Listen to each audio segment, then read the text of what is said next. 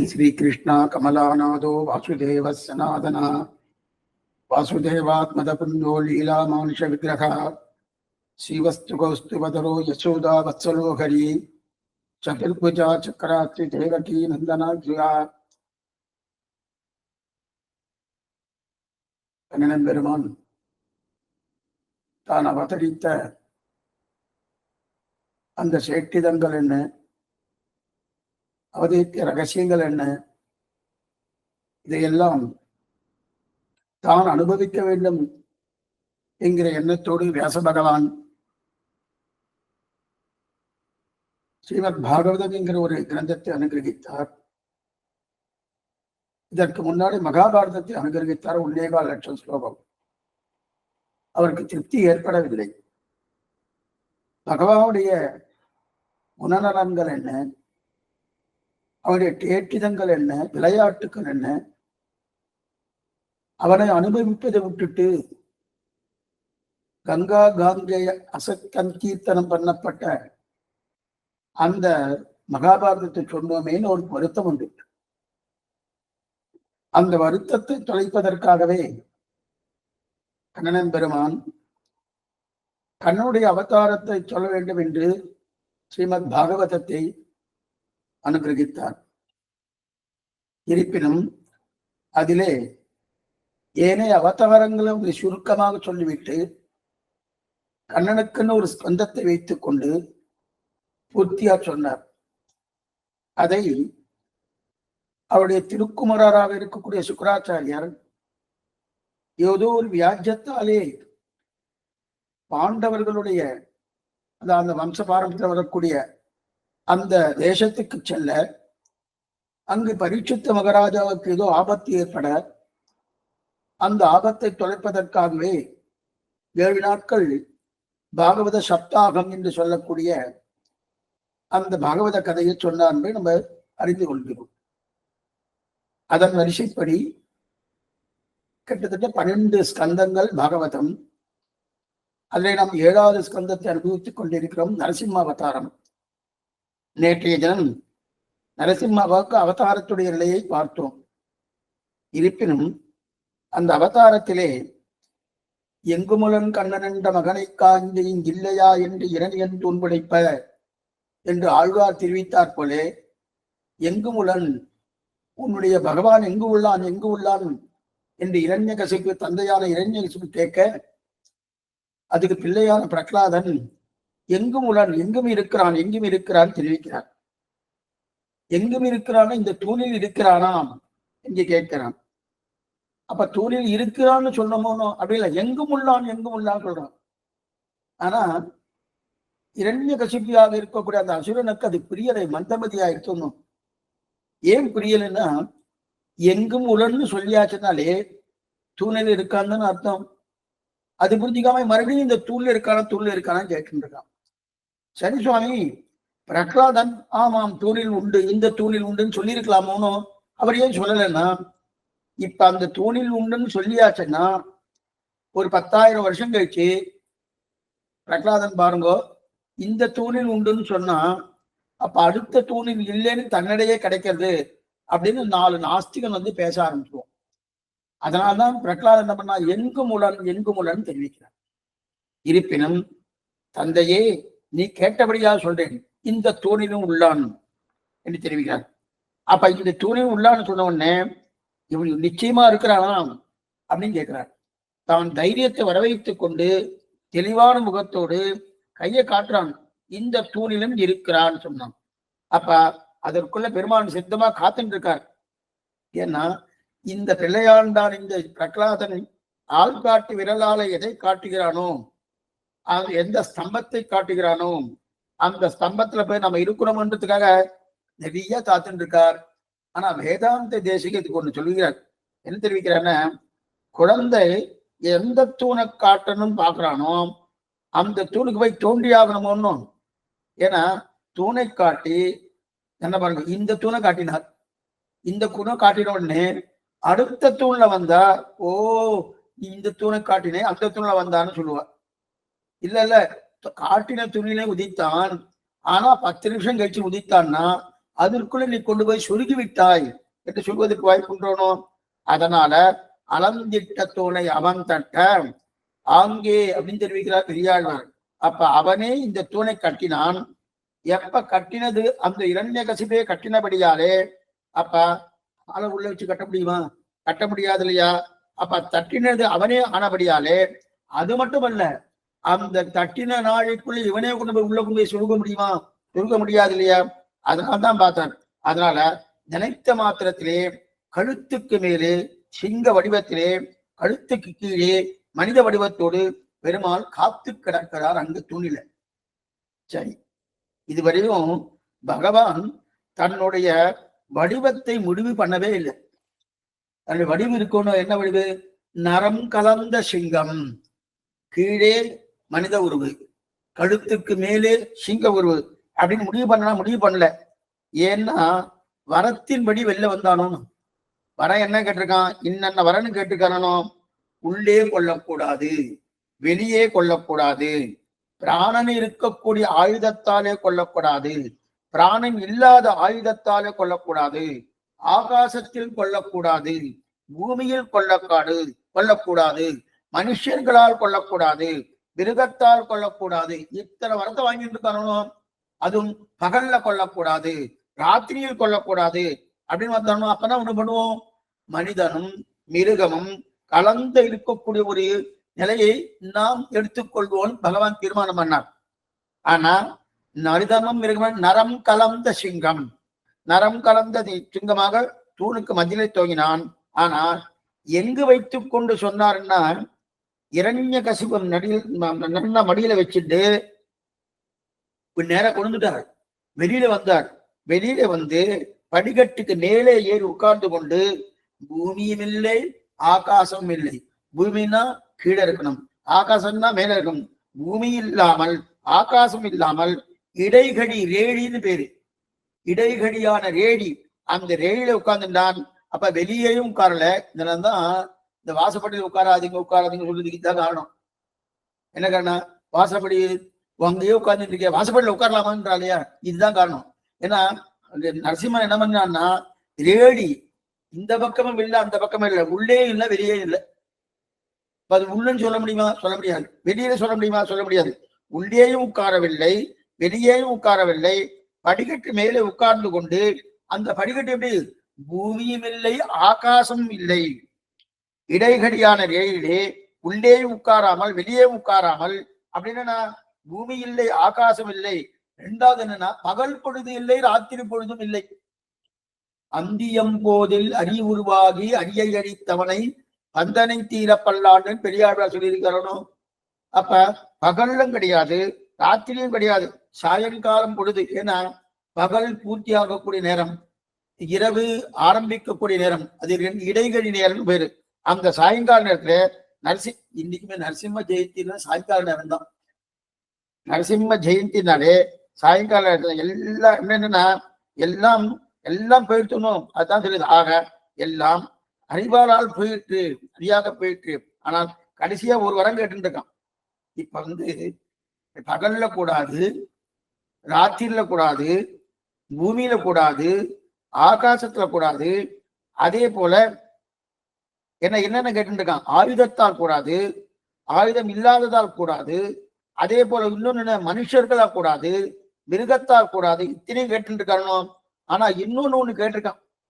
என்ன கேட்டிருக்கன்னா, பிராணன் இருப்பதினால் கொள்ளக்கூடாது.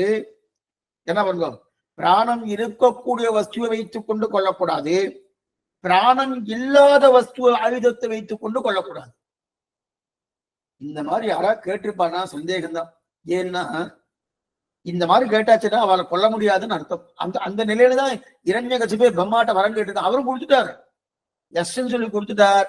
பிராணன் இருக்கிறதோ பிராணன் இல்லாதோ எந்த ஆயுதத்தை கொண்டு கொள்ளக்கூடாது. இப்ப என்ன ஆயிடுச்சுன்னா, இப்ப வரத்துக்கு தகுந்தாப்புல நரசிம்மனை ஏழனமனும், வரத்துக்கு தகுந்தாப்புல நரசிம்மனை எழுந்தரணும். ஆனா உள்ளே கொள்ளக்கூடாது, வெளியில கொள்ளக்கூடாது. அதனால வெளியில இருந்துட்டான். பகல்ல கொள்ளக்கூடாது, ஆத்திரியில கொள்ளக்கூடாது. அடுத்ததுக்காக அந்தியம் போதில் அடி உருவாகி சாயங்கால வேலை பண்ணிட்டான். அதற்கு மேற்கொண்டு மனித உடவோ மனிதனாலேயோ மிருகத்தாலேயோ கொல்லப்படாதுன்னா, அதனால நரசிங்கமா வந்தான். அதற்கு மேலே இன்னொன்னு என்ன, தான் நினைச்ச மாத்திரத்தை இதெல்லாம் பண்ணிட்டு இருக்கணும். பண்ணிட்டு இருக்கச்சே கடைசியா கேட்டது, பிராணன் இருக்க ஆயுதத்தால் கொல்லப்படாது, பிராணன் இல்லாத ஆயுதத்தால் கொல்லப்படாது. அப்படின்னா ஒரு ஆயுதத்துக்கு பிராணம் இருக்குன்னு சொல்லலாம், அல்லது இல்லைன்னு சொல்லணும். அது என்ன சுவாமி ஆயுதம்? ஒரு ஆயுதம் எடுத்துட்டாலே சரஸ்வதி பூஜை பண்றோமோ, அதுக்கு என்ன பிராணன் இருக்குன்னு அர்த்தம். அப்ப பிராணன் இருக்கக்கூடிய ஆயுதங்கள் ஆயிடுச்சு. பிராணம் இல்லாத ஆயுதம் என்ன, அதையும் கொல்லக்கூடாதுன்னு சொல்லியிருக்கணும். இப்ப எத்து பண்றது, எந்த ஆயுதம் எடுத்திருந்தாலும் ஒண்ணு பிராணன் இருக்கும், இல்ல பிராணன் இல்லாம இருக்கும். அப்ப பிராணன் இருக்கிறது பிராணம் இல்லாத எது சுவாமின்னா, நகத்தாலேயே நரசிம்மன் இரண்யகசிபை கொன்னான். நகத்தை நன்னா நகத்தை நல்லா கிழிக்கிற முனம், நகத்தினால வெட்டுற முனம், நகத்தை வெட்ட வெட்ட வெட்ட வளருது. அப்ப நகத்தை வெட்ட வெட்ட வளருதுன்னு தெரிஞ்சுட்டோம்னா அப்ப பிராணன் இருக்குன்னு அர்த்தம். பிராணன் இல்லைன்னா எப்படி வளரும்? வளருதுன்னா பிராணன் இருக்குன்னு அர்த்தம். ஆனா நகத்தை வெட்டும் போது நமக்கு வலிக்கிறதா? வலிக்கவே இல்லையே, கொஞ்சம் வலிக்கவே இல்லையே. அப்ப வலிக்காதபடியாலே பிராணன் இல்லைன்னு அர்த்தம். அப்ப என்ன வர வாங்கியிருக்கான்? பிராணன் இருக்கக்கூடிய ஆயுதத்தாலும் கூடாது, பிராணன் இல்லாத ஆயுதத்தாலும் கூடாதும் வாங்கியிருக்கான். இப்ப நகத்துக்கு பிராணன் இருக்குன்னு சொல்ல முடியுமா? பிராணன் இல்லைன்னு சொல்ல முடியுமா? சொல்ல முடியாத சுவாமி. பிராணன் இருக்குன்னு பார்த்தா நகத்தை வெட்டினா வளருது. பிராணன் இல்லைன்னு பார்த்தா நகத்தை வெட்டும் போது நமக்கு வலிக்கல. அப்ப பிராணன் இருக்குன்னு சொல்ல முடியாது, பிராணன் இல்லைன்னு சொல்ல முடியாது. வரம் சரியா போயிட்டா. இத்தனை நிர்பந்தத்தை வைத்துக் கொண்டு நரசிம்ம பெருமாள் பிரகலாதனுக்காக தான் எழுந்து வந்து மேற்கொண்டு இரண்யகசிபை வதம் பண்ணணும். இத்தனை நிர்பந்தம் அவ கொடுத்துட்டு போயிட்டார். பிரம்மா வரத்தை கொடுத்துட்டு போயிட்டார். என்ன சுவாமி இது வரமூர்த்தியரே பிரபலமா எப்படி வருவார்னா, அதெல்லாம் என் பொறுப்பு இல்லை, பகவானை பார்த்துப்பாரு, அவருக்கு தெரியும் அப்படின்னு தெரிவிக்கிறார் இல்லையா? அப்ப இதே போலதான் நம்ம தலைமுடி இருக்கணும்.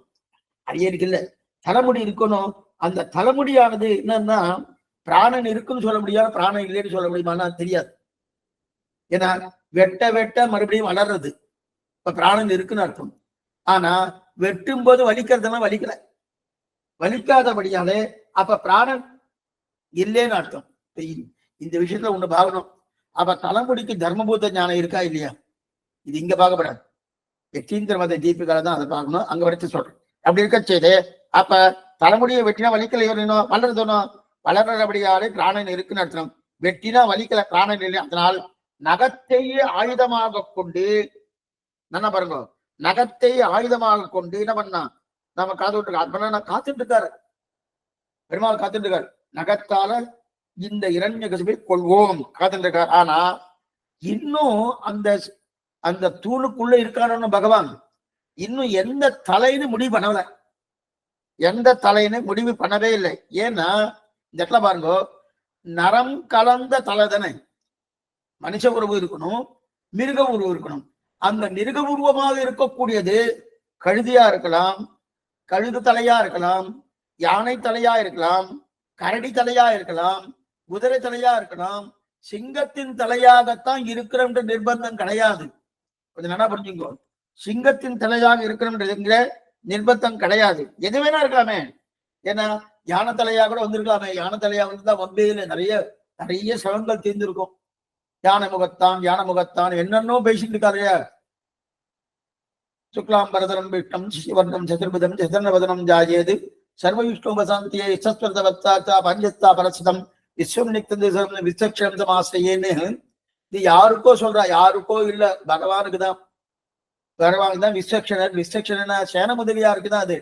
அந்த சேன முதலியார்ல ஒருத்தர் யான முகத்தோடு இருக்கிறார், அவருக்கு தான் இந்த பிரதானமா சொல்லப்பட்டது. அதை இவ என்ன பண்ணிட்டா, யாரோ ஒருத்தர் பேசிக்கிறா பாருங்க. இதுக்கு சொல்ல வந்த யான முகத்தோடு பகவான் வரல, கரடி முகத்தோடு பகவான் வரல, ஆனா குதிரை முகத்தோடு பகவான் வரல, ஆனா சிங்க முகத்தோடு பகவான் வந்தார்.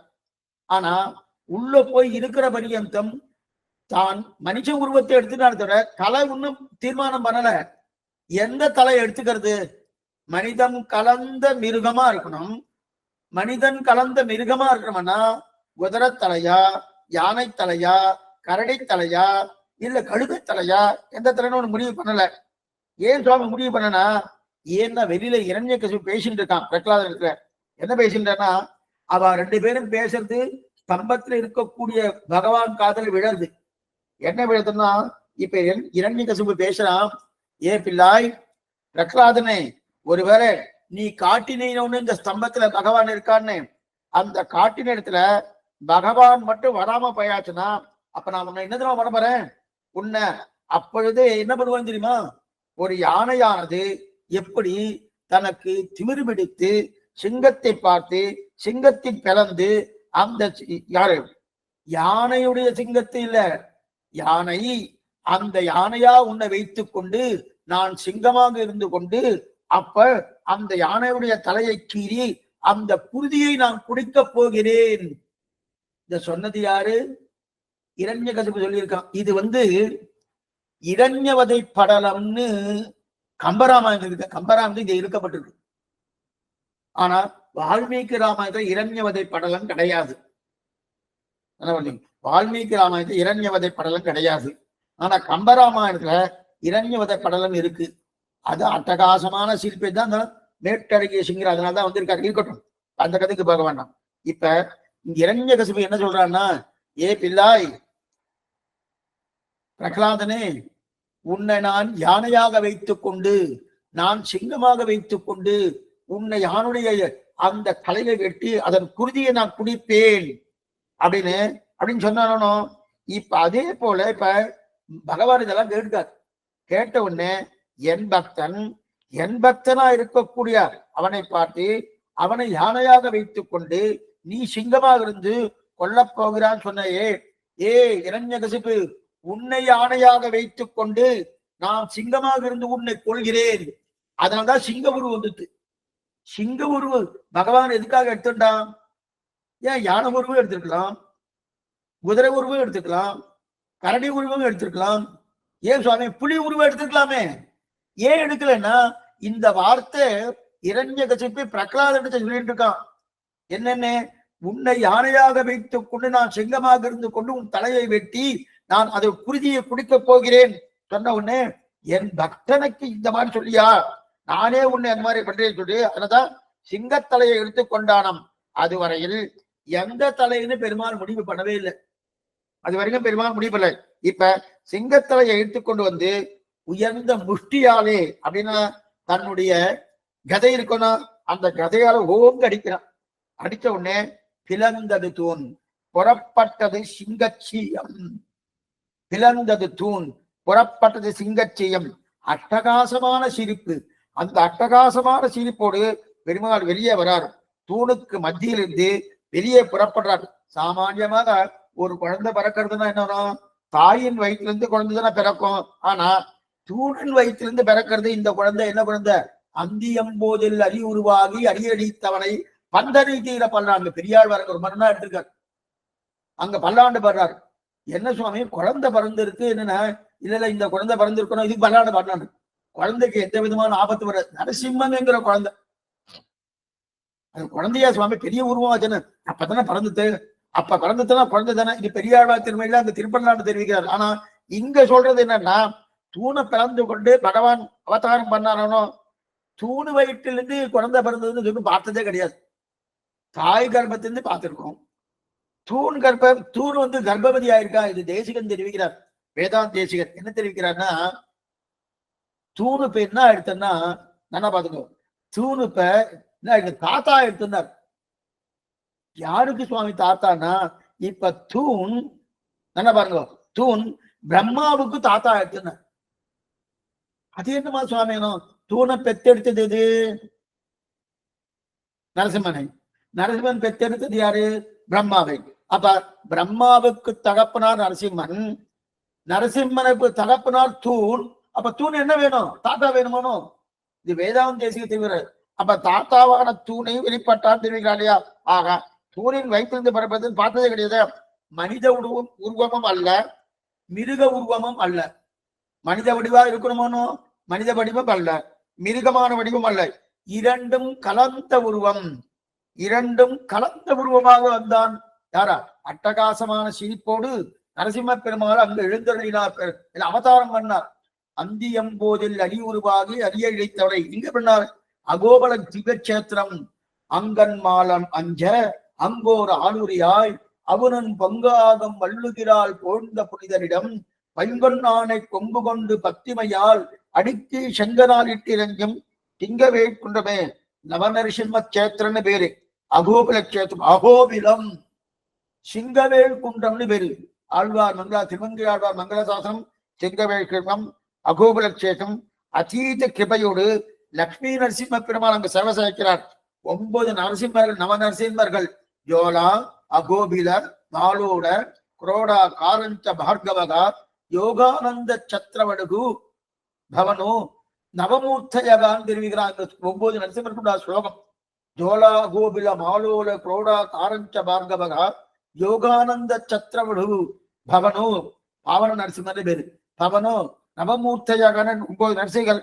நரசிம்ம பெருமாள் அங்க அகோபில திவ்ய சேத்திரம். நம்ம திவ்ய நம்ம தமிழ்நாட்டு சோழசிம்மபுரம், சோழசிம்மம் பார்த்துட்டு இருக்கும் தொட்டையாச்சார சுவாமி நம்ம எத்தீந்திர திதிபிகளை அதுல அக்காரக்கனி நிக்கானை மறையாய் விரிந்த விளக்கை எண்ணுள் புக்கானை புகழ்கின்ற பொன்மலையை தக்கானை கணிகை கடங்குண்டின் மிசையிழந்த அக்காரக்கனியை அடைந்து போனேன் தெரிவிக்கிறார். அப்ப அக்காரக்கனி சோழசிம்மபுரம் அக்காரக்கனி பெருமாள் யோக நரசிம்ம பெருமாள் யோக பிரபாவத்திலே யோகாசனத்திலே பெருமாள் எழுந்திருக்கார். யோக நரசிம்ம பெருமாள் யாருக்கு? ஆஞ்சநேய சுவாமிக்கு பிரத்யக்ஷம் அங்க.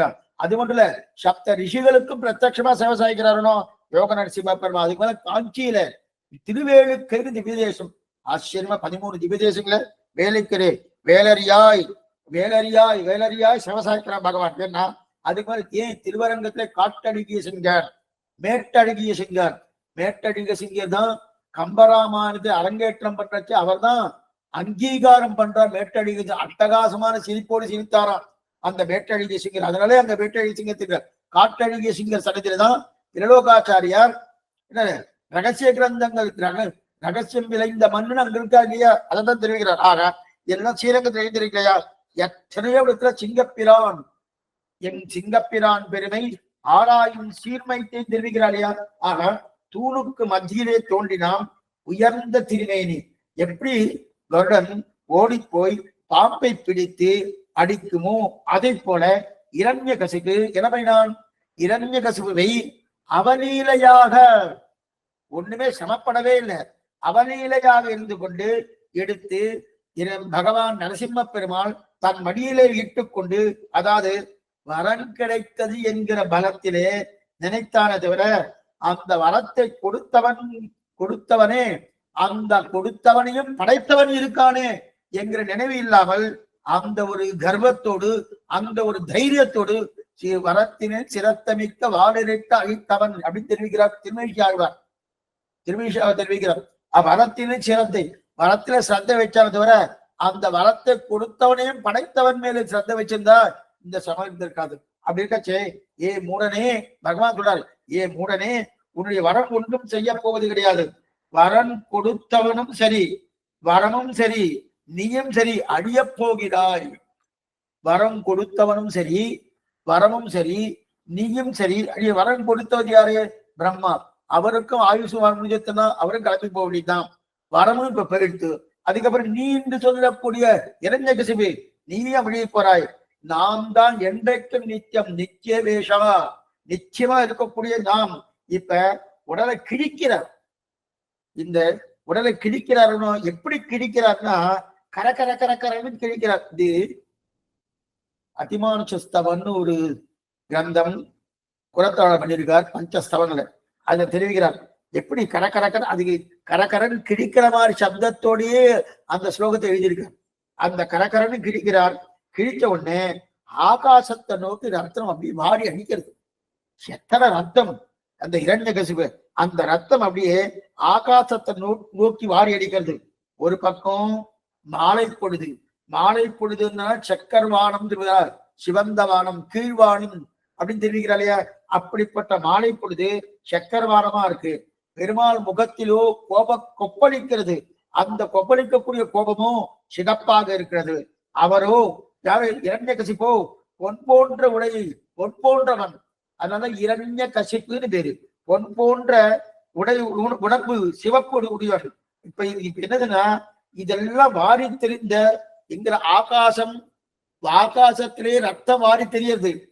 வாரி தெரிந்த ரத்தமோ அல்லது ஆகாசத்தாய் மூடக்கூடிய சிவப்போ அல்லது கோபக்கனில சிவந்த ரத்தத்தினால் சிவப்போ பெருமாளான சிகப்போ எதையும் தெரியாதவன்னு சிகப்பு. ரத்தத்தினால் சிகப்பு ஆகாசமா, பகவானுடைய கோப கொப்பளிப்பு சிவந்த கண்ணோடு இருக்கானோ அதனால சிகப்பா இருக்கா, இது இரண்டு கசிப்பே சிவப்பு வர்ணமா இல்லையா அதனால சிகப்பா இருக்கா, இல்ல இந்த ரத்தம் போய் தோய்த்ததோனோ அதனால சிகப்பா இருக்கானா, இது எதுன்னு தெரியாம இருக்கிறது இல்லையா, தெரியாமனும் ஆச்சரியமா இருக்கான். கிழிச்ச உடனே உடம்புல குட்டையா ரத்தம் அப்படி தேங்கி இருக்கு. உடம்புல இந்த வயிற்றுல கிழிக்கிறானோ கிழிச்ச உடனே உடம்புல அப்படியே ரத்தம் அப்படியே தேங்கி இருக்கு. தேங்கி இருந்த உடனே அந்த பெருமாள் அப்படி குனிஞ்சு பாக்குறான், என்ன இருக்கு உடம்புல என்ன இருக்கு குனிஞ்சு பாக்குறான். குனிஞ்சு பார்க்கச்சு பார்த்த உடனே தன்னுடைய பிரதிபிம்பம் தெரியுது. நாமே ஒரு தண்ணி தொட்டி இருக்கு, தண்ணி தொட்டில என்ன கலங்காம இருந்துன்னு வச்சுங்க, அந்த தண்ணி தொட்டியை எட்டி பார்த்தோம்னா நம்முடைய பிரதிபிம்பம் அதுல தெரியும். ஆத்துல கூட தெரியும், ஆத்துலன்னா ஓடுற தண்ணி இருக்கணும் அதுலயும் தெரியும். ஆனா அது கலங்கி இருக்கக்கூடிய நிலை. ஆனா கலங்காத தண்ணியா இருந்தாலும் நல்ல பிரதிபிம்பம் தெரியுமோனோ. இப்ப அந்த ரத்தம் அப்படியே அப்படியே ஒரு இதுவை போற கொட்டையா அப்படி தங்கி இருக்கணும் அவருடைய வயிற்றுக்குள்ள. அதை எட்டி பார்த்த உடனே இவனுடைய பிரதிபிம்பம் தெரியறது. பிரதிபிம்பம் தெரிஞ்சவன இன்னும் கோபம் அதிகமா எடுத்து நரசிம்மம் இருக்கு. ஓ நான் ஒரு நரசிம்மம், இது உள்ளுக்குள்ள இன்னொரு நரசிங்கமா அப்படின்னு கோபம் நெட்டி பாயிடுச்சு. கோபம் நெட்டி பாயிடுச்சு. உலகத்துல ஒரு நரசிங்கம் தான் இருக்கணுமே தவிர எப்படி இன்னொரு நரசிங்கம் இருக்கலாம் அப்படின்னு கோபம் வந்துட்டு இதுக்கு புறத்தாளர் விசாரிக்கிறார். என்ன இது உன்னுடைய பிரதிபலிப்பு தான் தெரியலையா, கண்ணாடியில தெரியல பாரு, கண்ணாடி நம்ம பாக்குறோம், கண்ணாடியை பார்த்தோம்னா நம்முடைய பிரதிபிம்பம் கண்ணாடி தெரியுமோனோ. அதே போலதான் ரத்தத்தை பார்த்த உடனே அந்த ரத்தத்தை பிரதிபிம்பம் தெரியுது, அந்த அறிவு கூட தெரியலையான்னா தெரியலன்னா தெரியாதா அப்படின்னு கேட்டா பக்த பிரகதா இருக்கக்கூடிய அன்பு, அந்த அன்பு என்ன பண்ணிச்சுன்னா அந்த கோபம் மட்டும்தான் இருக்கே தவிர.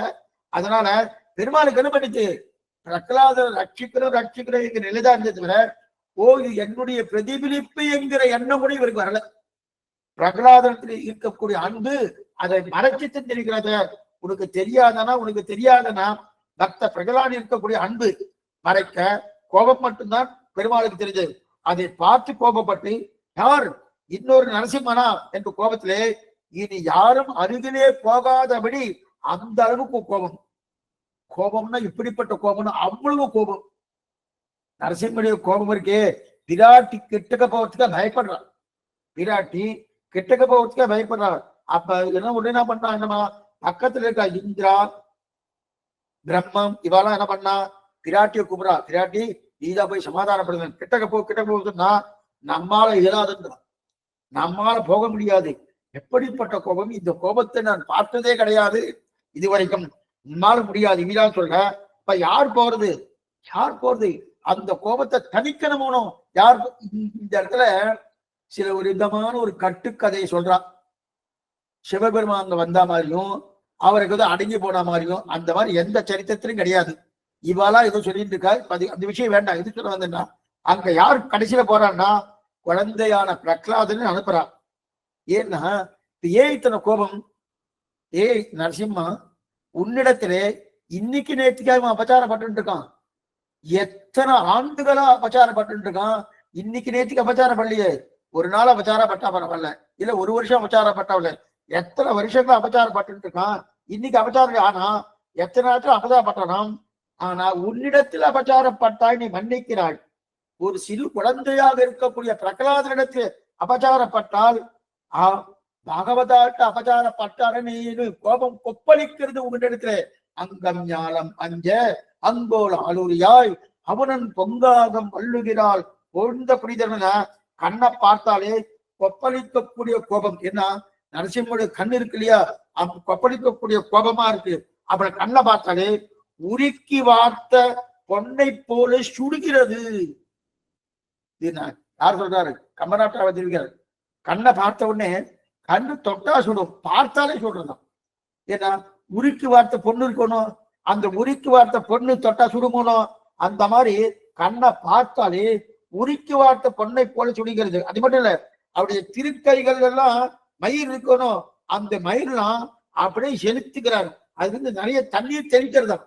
இந்த சிங்கத்துக்கெல்லாம் கோபம் விட்டுனா தண்ணி தெளிக்கும், அந்த மாதிரி தண்ணீர் தெளிக்கிறதா. காலை அது மட்டும் இல்ல, காலை போய் மேலே ஆகாசத்தை முட்டுறது. என்னது கோபம். காது போய் ஆகாசத்தை முட்டுறது. அத்தனை புருவம் நெறித்த கோபம். அந்த புருவம் நெரிக்கிறது இல்லையா, அப்படிப்பட்ட கோபம். இந்த சிங்கம், இந்த சிங்கத்தை பார்த்தாலே பயமா இருக்கு, இந்த சிங்கம் உலகத்தை அழிக்க போகிறதோ என்கிற அளவிற்கு கோபம் கொப்பளிக்கிறது நரசிம்மனுக்கு. கொப்பளிக்கிறது. பெருமாளின் புருவமோ, பெருமாளும் கண்ணோ, பெருமாளின் வாயோ, பெருமாளின் நெருப்போ, வாயிலிருந்து வரக்கூடிய நாக்கோ எல்லாம் வெளில வந்திருக்கு. எல்லாம் வெளில வந்திருக்கு. கோபம் அக்னி. எத்தனை கோபம்னா, கோபம்னு சொன்னாலே இது யாருக்குன்னா நரசிம்மன் தான், வேற யாரும் கிடையாது. அவ்வளவு கோபம். அப்ப அக்னி கணலை பொழிகிறது அந்த கோபம். அப்ப அப்படிப்பட்ட இது என்னன்னா, தெய்வங்கள்லாம் பயப்படுது. எந்தெந்த தெய்வங்கள் உண்டோ எந்த தெய்வம் கிட்டக்க போக முடியல. அப்படி இருக்கச்சே யாரோ வந்தா உடனே ஜெயிச்சுட்டான்னு இந்த புராணுக்கு விட்டுக்கதை கட்டுக்கதையா சொல்லிட்டு இருக்காங்க. இதுக்கு வந்தா அப்ப அப்படிப்பட்ட அக்னிக்கலை பொழிகிறது. தெய்வங்கள்லாம் பயப்படுது. பக்கத்தில் இருக்க மகாலட்சுமி கூட போகல, பிராட்டியாவது போனாலன்னா போகவே இல்லை. ஆனா ஆகாசத்தை வந்து பூமியில முட்டுறது அத்தனை கோபம். பூமி போய் கடல்ல போய் சேர்றது. ஆகாசம் பூமியில வந்து முட்டுறது, பூமி போய் கடல்ல போய் சேர்றது. காற்று ஓடவில்லை, சூரியன் சந்திரன் காணோம், திசையே காணோம். அவ்வளவு பெரிய உருவத்தோடு பகவான் எழுந்திருக்கக்கூடிய நிலை.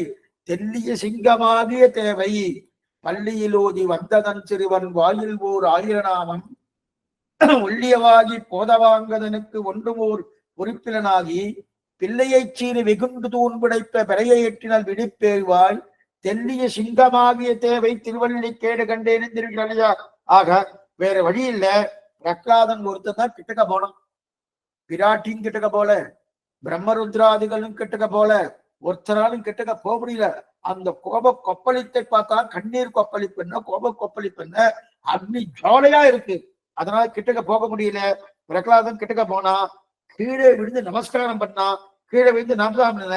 இந்த தாழ்ந்த நான் கூப்பிட்டேன் என்பதற்காக தேவரீர் எழுந்தருளீரு. இப்படிப்பட்ட தாழ்ந்தவன் நான், ஒரு சிறுவன், ஒரு சிறுவன் கூப்பிட்டதுக்காக இப்படி நீ எழுந்தருளீரோ, உண்மை என்னவென்று ஸ்தோத்திரம் பண்ண தெரியலையே, என்னன்னு ஸ்தோத்திரம் பண்ணது தெரியலையே.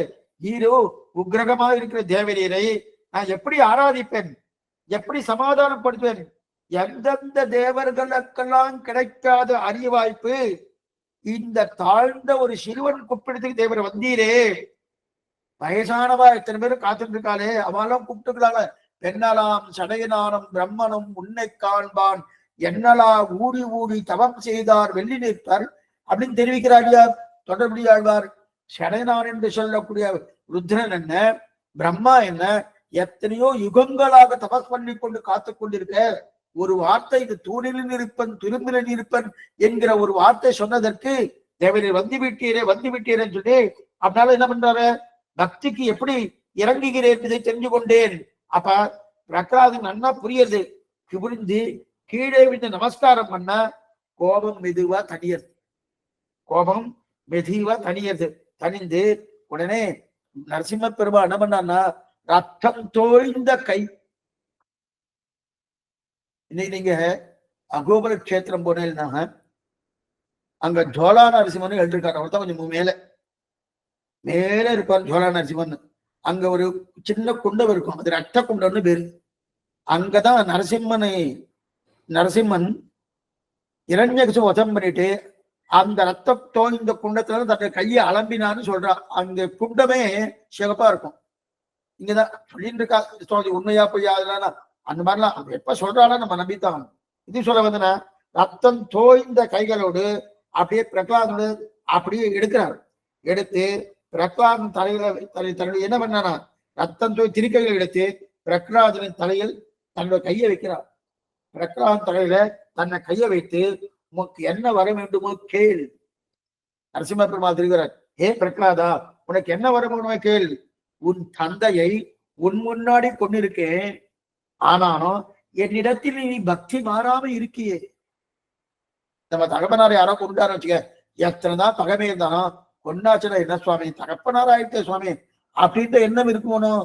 ஒரு துளியும் அது இல்லாம என்ன பகவான் பகவான் வந்துட்டாயா தாயும் மாதா நாராயணக பிதா நாராயணக பிராதா நாராயணக சர்வம் சுகிருத்து நாராயணக சேலே கண்ணியரும் பெரும் செல்வமும் நன்மக்களும் மேலா தாய் தந்தையும் அவரே. அதனாதான் நம்முடைய மாதா பிதாக்களை காட்டிலும் பகவான் தான் மாதா, பகவான் தான் பிதா. இதான் பிரதானமா இருக்கணும். இப்ப பிரகலாதன் தெரிஞ்சுட்டு இந்த தந்தை இந்த ஜன்மால எல்லா ஜன்மாவுக்கும் எப்போதுக்கும் தந்தை யாரு? பகவான் தானே. ஆனாலும் இரண்யகசிபிட்டு கொன்னாச்சோனோ கொன்னபடியாலே உன் தந்தை உன் முன்னாடியே கொண்டிருக்கனே பிரகலாதா. அப்படி இருந்தும் அன்புமானாம என்னிடத்தில் நீ அன்புமானா இருக்கிற முதல் வரம் கேளுனார். முதல் வரத்தை கேளுனார். வரத்தை கேளுனா வரம் கேட்கறதா தெரியல. பிரகலாத் வரம் கேட்கல. அப்ப உடனே நரசிம்ம பெருமாள் தெரிகிறார், இனிமேல் உன்னுடைய குலத்தில் உதித்தோரை நான் கொள்ளேன். உன்னுடைய குலத்தில் உதித்தாலே உன்னுடைய குலத்தில் எத்தனை பேர் உதித்தாலும் அவரை நான் கொல்ல மாட்டேனார். அதனால்தான் அடுத்து பிரகலாதுடைய பேரன் மகாபலி சக்கரவர்த்தி. பிரகலாதுடைய பேரன் மகாபலி சக்கரவர்த்தி. அந்த மகாபலி சக்கரவர்த்தியை கொல்லாம விட்டுறதுக்கு காரணம் இதுதான் காரணம். கொண்டு இருப்பார். ஏன்னா வாமன அவதாரம் எடுத்தான், திருவிக்கிரமனா வளர்ந்தான். வளர்ந்தபடியாலே கொண்டிருக்கலாமனோ கொல்லவே இல்லை. கொல்லாம என்ன பண்ணா, பிரகலாதனுடைய பிள்ளை விரோசனன் பேரு. விரோசனின் பிள்ளைதான் மகாபலி. அப்ப பிரகலாதனுக்கு பேரன் மகாபலி சக்கரவர்த்தி. கொண்டான கொள்ள பாதாளோகத்துல தான் தண்ணினான். எதையும் சொல்ல வந்தனா, உன் குலத்தில் உதித்தோனை கொள்ளேன். பிரகலாதும் குலத்தில் ஒருத்தரையும் கொல்ல மாட்டேன்றாடியா, என்னால நீ வேண்டிய வரம் கேள்வி சொன்னா. பிரகலாதன் திரும்ப கேட்டான், ஒன்னே ஒண்ணு கொடுன்னான். என்ன வரவேன்னா, ஒன்னே உடைய என்ன பிறவி எடுத்தாலும் உன்னிடத்தில் வரன் கேட்காத வரத்தை கொடு. இதுதான் பிரதானமா எடுத்துக்கணும். பக்தினா இதுதான். பகவான்கிட்ட போய் நம்ம இதை கொடுன்னு பிரார்த்திக்கலாம்னா பிரார்த்திக்க. ஆண்டாள் என்ன தெரிவிக்கிறார், 100 தடா நிறைந்த அக்கார வடிச்சில் சொன்னேன், 4 தரும் பொழில் மாடிரும் சூர நம்பிக்கை நான் 100 தடா வெண்ணை வானேந்து பராபி வைத்தேன். 100 தடா நிறைந்த அக்கார வடிச்சில் சொன்னேன், ஏறு திருவடியா இன்று வந்து கொள்ளுங்களோ, இன்று வந்து இது இத்தனையும் அமுது செய்த பின் நான் ஒன்றும் 100,000 கொடுத்து பின்னம்மாலும் செய்வன். சரி சாப்பிட்டுருக்கேன். கள்ளழகர் கேட்கிறார், மதுரை கடலழகர் என்ன கேட்கிறேன்னா, ஆண்டாள் நீ கொடுத்தது அக்கார வடி சொல்லுங்க, அக்காரம் 100 தடா வெண்ணெய் 100 தடா அக்கார வடி சாப்பிட்டேன், என்ன வேணும் கேட்டார். மறுபடியும் சாப்பிடணும். என் மறுபடியும் சாப்பிட்டுட்டேன், என்ன வேணும் கேட்டார். மறுபடியும் சாப்பிட்டேன். இதைத்தான் அவங்கிட்ட என்ன வரமே கேட்கப்படாது. என்ன வரம் கேட்கலாம், உன்னை தவிர மற்றொன்னு நினையாத வரத்தை கொடு, அதை கேட்கலாம். அதே போல பிரகலாத் என்ன கேட்கிறான், வரமே தேவையில்லை, வரம் கேட்காத வரத்தை கொடுன்னு கேட்டான். பிரகலாத் திரும்ப கேட்டான், உன்னிடத்தில் உங்களுக்கு என்ன பிறவி எடுத்தான், உன்னிடத்தில் வரன் கேட்காத வரன் கொடு.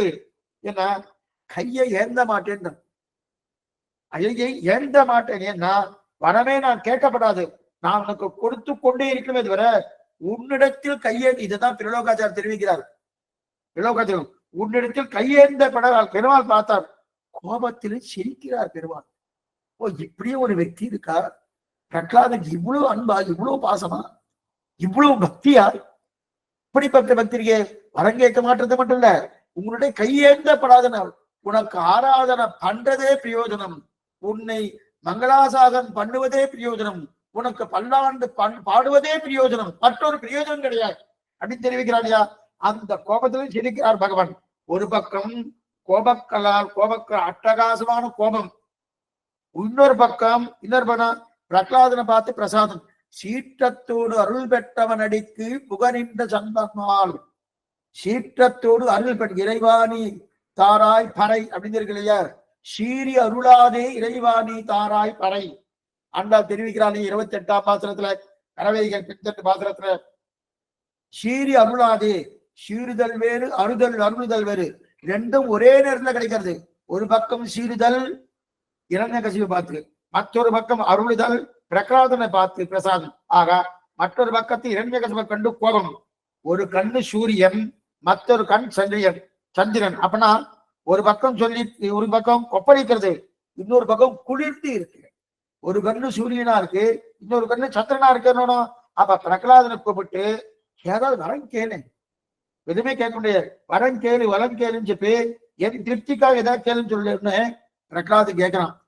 எலும்பு இல்லாத புழுப்பிறவி நான் பிறந்தாலும் உன்னிடத்தில் அன்பு மாறாமல் இருக்கவை. இதுதான் நம்ம பிரார்த்திக்கணும். பகவானே, எந்த ஸ்திதியிலும் சரி உன்னை தவிர மற்றொன்று நினையாத தன்மை எனக்கு வேணும். அது நீ அருள்பாலிப்பாய், அது நீ எனக்கு அனுகிரகம் பண்ணுவாய் நம்ம பிரார்த்திக்கணும். எந்த நிலையிலுமே, எப்படிப்பட்ட மோசமான நிலையாகட்டும் உயர்ந்த நிலையாகட்டும், நேர பெரிய பெரிய ராஜாவா இருக்கா, உயர்ந்த நிலை. ஒண்ணுமில்லாத ஒரு வாசல்ல திண்ணையில படுத்துக்கொண்டு நாளைக்கு சாப்பாட்டுக்கு ஒண்ணுமே இல்லை, அந்த நிலையிலும் சரி பகவான் உன்னால் அல்லால் யாவராலும் ஒன்றும் குறை வேண்டேன். அந்த நிலை வேணுமோனோ அந்த நிலைமை மாறாமலே. எலும்பு இல்லாத புழு, புழுக்கு எலும்பு எலும்பு இருக்குன்னா எலும்பு கிடையாது. அந்த புழு பிறவி நான் பிறந்தாலும் உன்னிடத்தில் அன்பு மாறாமல் இருக்கவே, அது ஒன்றுதான் நான் பிரார்த்திக்கிறேன்னு சொல்ல. இந்த சொல்ல அதோடு பிரகலாத சரித்திரம் முடியாது சுவாமி. சரி சுவாமி, நரசிம்மன் பிரகலாதனுக்கு அனுகிரகித்தான் இல்லையா? ஒரு சிறுவன் கூப்பிட்ட குரலுக்கு பக்தியோடு நம்பிக்கையோடு கூப்பிட்டான். இதெல்லாம் எங்க தெரியுது? 7வது ஸ்கந்தத்திலிருந்து 7வது ஸ்கந்தம். இப்ப 8வது ஸ்கந்தம் தான் கஜேந்திர மோட்சம். 7வது ஸ்கந்தத்துலதான் கடைசியில் தான் தெரிவிக்கிறார். இது நரசிம்ம அவதாரம் தெரிவிக்கிறார். 8வது ஸ்கந்தத்திலிருந்து கஜேந்திர மோட்சம் தெரிவிக்கிறார். அதுக்கப்புறம் கஜேந்திர மோட்சம் முடிஞ்ச உடனே அமிர்தவசனம். அமிர்தவன் திருப்பார்க்கிற கடையில் அந்த அமிர்தவசனம். அமிர்தவசனம் முடிஞ்ச உடனே ராவனுடைய சரித்திரம். ராவனுடைய சரித்திரம் முடிஞ்ச உடனே சூரிய வம்சம். சூரிய வம்சம் முடிஞ்ச உடனே சந்திரவம்சம். சந்திரவம்சம் முடிஞ்ச உடனே 9வது ஸ்கந்தம் தொடங்கி கண்ணன் பெருமாவுடைய சரித்திரங்கள், அவருடைய சேட்டிதங்கள், அவருடைய அவதாரங்கள் இல்லாம தேவகிக்கும் வசுதேவருக்கும் பிறந்தான் இல்லையா? வண்ணமாடங்கள் சூ திருக்கோட்டியூர் கண்ணன் கேசவன் நம்பி இதெல்லாம் தெரிவிக்கிறார். அதுக்கு மேல அதெல்லாம் முடிஞ்சதுக்கு அப்புறம் மேற்கொண்டு 11வது ஸ்கந்தம் 12வது ஸ்கந்தம்னா மேற்கொண்டு ருப்பணி பிராட்டியோட திருக்கல்யாணம் முடிஞ்சு புரிய போறது. இப்ப இதுல இந்த இடத்துல நரசிம்மன் பிரகலாதன் குழந்தைக்காக ஒரு தூணுக்கு மத்தியில நரசிம்மன் தோன்றினான் இல்லையா? தூணுக்கு மத்தியில நரசிம்மன் தோன்றினானோ அப்ப புறத்தாழ்வார் தன்னுடைய அத்திமான ஸ்தவத்துல தெரிவிக்கிறார், மிருகமா மனிதமா இரண்டும் எதுவும் தெரியாத உருவம். இது மிருகம்னு சொல்லாம மனிதன் சொல்லலாம். அப்ப இரண்டும் தெரியாத கலந்த உருவமா இருக்கு இல்லையா? அந்த உருவத்தோடு வேண்டிய சமயத்தில் சரியாக சடக்கர பெருமாள் தோண்டினானும். பிரகலாதன் சொல்றான், இந்த தூண்ல உண்டான உண்டுன்னு சொன்ன உடனே தோண்டினானும். அப்ப இரண்ய கசுவை தன்னின் நகத்திலே கிள்ளினானும், அதனுடைய கிள்ளி அழித்தானோ. பிரகலாதத்துக்கு அனுகிரகத்தை போயிட்டானோ. ஒரு பக்கம் சூரியனை போன்ற வெப்பமான கண், அதிலே கோபப்படுகிறான். மற்றொரு பக்கம் சந்திரனை போன்ற குளிர்ந்த கண், அதிலே பிரகலாதனுக்கு கிருபையை பொழிகிறான். அப்ப ஒரு பக்கம் அருள், இன்னொரு பக்கம் கோபம். அப்படிப்பட்ட இந்த அத்தியாயத்தை தான் சொல்றார். கடைசி சொல்றார், வரன் கேளு பிரகலாதன் கேட்ட உடனே பிரகலாதனுக்கு ஒரு பிரார்த்தனை.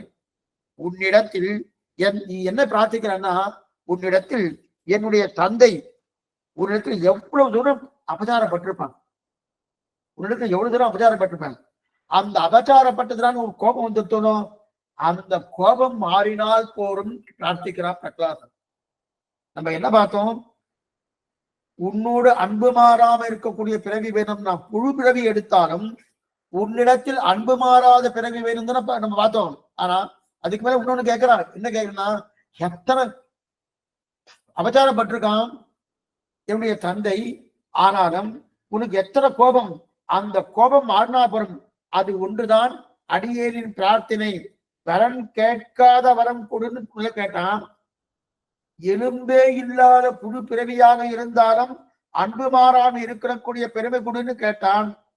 தன் தந்தையார் எத்தனையோ அபச்சாரப்பட்டிருந்தாலும் இவனை அது மட்டும் இல்ல, தன் தந்தையார் பகவான் அவதாரப்பட்டது மட்டும் இல்ல, ஒரு பக்தனிடத்திலே எத்தனை துன்பத்துக்கு ஆளாக்கினான். யானையை கொண்டு வைத்தான், கடல்ல தூக்கி போட்டான், மலையிலிருந்து தூக்கி எறிந்தான், என்னென்ன பண்ணணுமோ அதே பாம்பை குடிச்சு கடிக்க வைத்தான், விஷத்தை கொடுத்தான். இத்தனையும் பண்ணானோ அத்தனையும் ஆளாக்கி இருந்தாலும் அவனும் நல்ல கதி அடையணும் என்கிற பிரார்த்தனை வைத்தானோ.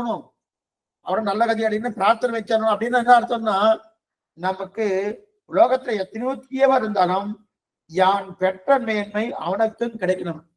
நான் பெற்ற பேரு 400 கிடைக்கட்டும் குரத்தாழ்வார் தெரிவிக்கிறார். 400 தான் காட்டி கொடுத்தான். ஏன்னா திமிகண்ட சோழன் சிவா பரதரம் நாஸ்தி இந்த சரித்திரம் உங்களுக்கு தெரியும். சிவனே முழுமுதற் கடவுள்னு ராமாஜட்ட கையெழுத்து வாங்கணும்னு அவன் தான் கோல் சொல்லி கொடுத்தான். கோல் சொல்லி கொடுத்த உடனே 400 பேரு. அவனால்தான் குரத்தாழ்வார் கண் போயிட்டு. ஆனா கண் போயிட்டு தெரிஞ்சதுக்கு அப்புறம் தேவப்பெருமாள் பிரார்த்திக்கிறாரு, என்ன வேணும்னு கேட்டுக்கோ, உனக்கு ஏதாவது வரம் கேட்டுனாரு. அப்ப என்ன வரம் கேட்கிறாரு? அந்த 400 க்ஷமிக்கணும், நான் பெற்ற பேரு 400 பெறட்டும் தெரிவிக்கிறார் இல்லையா? அப்ப லோகத்துல எத்தனை தீயவர் இருந்தாலும் யான் பெற்ற மேன்மை அவனுக்கும் கிடைக்கணும் என்று ஆசைப்படுவோம் தான் பரம பக்தன். அப்படிப்பட்ட பக்தன் தான் பிரகலாதன். அப்படிப்பட்ட பக்தன் தான் கூறத்தாழ்வான். கூடையே நம்ம சம்பிரதாயத்தை கொண்டு வரணும். கூறத்தாழ்வான் என்னன்னா, இவர் என்ன நன்மை கொடுத்தாருன்னா அவர் பண்ணின பாவம். சரி சுவாமி, அப்பன்னா அவர் பாவம் பண்ணிட்டே இருப்பார், நம்ம நன்மை சொல்லிட்டே இருக்குமான்னா, நாம அனுபவிக்கிறோம்னா நம்மளுடைய பாவம் குறையுதுன்னு அர்த்தம். யாரோ வந்து நமக்கு சமம் கொடுத்துட்டு இருக்கார். சமத்தை கொடுத்துட்டு இருக்காருன்னா நம்ம அவரிடத்துல கோச்சிக்கலாம நம்முடைய பாவத்தை தொலைப்பதற்காக அவர் நமக்கு என்ன பண்ணிட்டு இருக்காரு, நமக்கு நன்மை பண்ணிட்டு இருக்காருன்னு நினைக்கணும். உண்டான கஷ்டம் சுவாமி, சுவாமி அவர் எனக்கு இன்சிஸ்ட் இருக்காரு, நீங்க அது போய் எனக்கு நன்மை பண்றாருன்னா என்னுடைய பாவம் தொலையுது. பாவம் தொலையுதுன்னா பாவத்தை நாமும் மேலும் அவருக்கு சேர்க்கணுமான கஷ்டம் கொடுக்கணும். அதனால்தான் நரசிம்மனுக்கு பிரார்த்திக்கிறார். ஆக பகவான் அருள் புரிகிறார். அவன் உன்னால் உன் தந்தைக்கு மட்டுமல்ல, உன்னோடு பெருமாள் ஒரு வரம் கொடுக்கிறார். உன்னால் உன்னுடைய தந்தைக்கு மட்டுமல்ல, உன்னோடு சேர்ந்து 7 தலைமுறைகள், உன்னோடு சேர்ந்து 7 தலைமுறைகள், உனக்கு முன்னாடி இருக்கக்கூடிய 7 தலைமுறைகள், உனக்கு பின்னாடி வரக்கூடிய 7 தலைமுறைகள், மொத்தம் 21 தலைமுறைகளுக்கு புண்ணியம் அடைவார்கள். ஏ பிரகலாதா, உன்னுடைய அனுகிரகத்தாலே, உன்னுடைய புண்ணிய பலத்தாலே நீ என்னிடத்தில் அன்பு மாறாமல் இருந்தாயனோ, எத்தனை பக்தி அத்தனை பக்தி வைத்துக் கொண்டிருந்தாயனோ, அந்த பக்தியாலே உன்னோடு சேர்ந்து இருக்கக்கூடிய 7 தலைமுறைகள், உனக்கு முன்னாடி இருக்கக்கூடிய 7 தலைமுறைகள், உனக்கு பின்னாடி இருக்கக்கூடிய 7 தலைமுறைகள், மொத்தம் 21 தலைமுறைகளுக்கு எல்லாம் புண்ணியமடைந்தார்கள். நீ எவ்வளவு அன்போடு என்னிடத்தில் நடந்து கொண்டாயோ அதற்காக உங்க தலைமுறை மொத்த பேரும் பாவத்தையும் நாம் மன்னித்தோம், கவலை வேண்டாம்.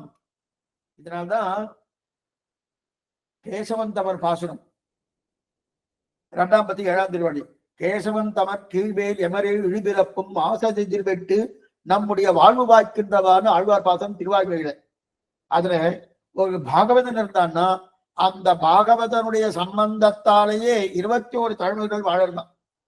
ஆனா அது உண்மையான பாகவதனா இருக்கணும். இது சொல்ல வந்தா, அப்ப நீ எவ்வளவு அன்போடு இருந்தாய், அதனாலே நாம் மன்னித்தோம், கவலை வேண்டாம். எங்கெங்கெல்லாம் என் பக்தர்கள் இருப்பார்களோ அந்த இடத்திலே புனிதமான இடமார்கள் அவர்கள் ஆக்குகிறார்கள். எங்கெங்கெல்லாம் என்னுடைய பக்தர்கள் இருக்கிறார்களோ அங்கங்கெல்லாம் புனிதமான இடமாக ஆக்குகிறார்கள். இரண்யகசிப்பு இத்தனை அபச்சாரப்பட்டிருந்தாலும் பிரகலாதன் தொடர்பாலே அந்த இடமே புனிதத்தம் நினைச்சுதான் புனிதமா எடுத்தான், அங்க பவித்திரமா எடுத்தான். ஏன்னா என்னைக்குமே ஒரு பாகவதன் ஒரு பக்தன் எங்க இருக்கானோ அந்த இடம் தீய இடமா முதல்ல இருந்தாலும் அவனுடைய சம்பந்தத்தால என்ன ஆகுதுன்னா அது நல்ல இடமா போடுது, அது நல்ல இடமா போடுதான். இது இருப்பிடம் வைகுந்தம் வேங்கடம் ஆடிரும் சோலை என்னும் பொறிப்பு இந்த பாத்திரத்துல இதை சொல்லப்பட்டிருக்கு.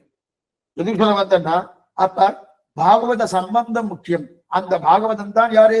பிரகலாதன். அந்த சம்பந்தம் இருக்கிறபடியாலே பிரகலாதனுடைய தொடர்பாலே அந்த இடமே புனிதமாக அடைந்தது. மொத்த பாவங்களும் தொலைகிறன. ஏன்னா இரண்யகசிப்பு எவ்வளவு அபச்சாரப்பட்டான், 1 2 அத்தனை அபச்சாரப்பட்டிருந்தாலும் பகவானுடைய சம்பந்தம் அல்ல, பிரகலாதுடைய தொடர்பாலே அது புனிதம் அடைஞ்சதுனோ. ஆக நாம் பாவம் பண்ணுவது மட்டும் முக்கியமல்ல, அதை கண்டு பயந்தும் லாபம் அல்ல. ஆனால் அந்த பாவத்தை போக்குவல்ல சக்தி படைத்த பக்தர்கள் அவர்களோடு நமக்கு தொடர்பு இருக்கணும், அதுதான் ரொம்ப முக்கியம். அப்பனா பாவம் பண்ணணும்னு அடியே சொல்லல, இந்த பாவம் பாபிஷ்டம் தான் நம்ம. அப்பனா என்ன பண்ணும்? சாது சமாகம் என்னது? குடாங்களாய் அடியீருடன் கூடி நின்றாடுமினே. சாதுக்களோடு, சாதுக்கள் ஸ்ரீ வைஷ்ணவர்கள் பாகவதோத்தமர்கள், அவர்களோடு சம்பந்தம் இருக்கணும். அவர்களோடு சம்பந்தம் இருந்தா நாம எத்தனை பாவம் பண்ணியிருந்தாலும் அந்த சம்பந்தத்தாலே அந்த பாவம் தொலையுது. இந்த பிரகலாதன் என்ன ஆயிடுத்து, தன்னுடைய இரண்யகசி எவ்வளவு பாபிஷ்டன், ஆனா எவ்வளவு பாபிஷ்டனா இருந்தாலும் அந்த இடம் பாவமா இருக்கணுமோனோ அந்த இடம் புனிதத்தன்மை அடைஞ்சு விட்டான். என்னமா புனிதத்தன்மை அடைஞ்சு விட்டோம்னா ஒண்ணுமில்ல சுவாமி, பிரகலாதுடைய தொடர்பாலே அது புனிதத்தன்மை வந்துவிட்டுன்னு தெரிவிக்கிறான் இல்லையா. ஆக இந்த சக்தி படைத்த பக்தருடைய தொடர்பாலே சரி சுவாமி நமக்கு அந்த தொடர்பு இருக்கா இல்லையா, பாகவத சம்பந்தம் இருக்கான, பாகவத சம்பந்தம் இருக்கணும்.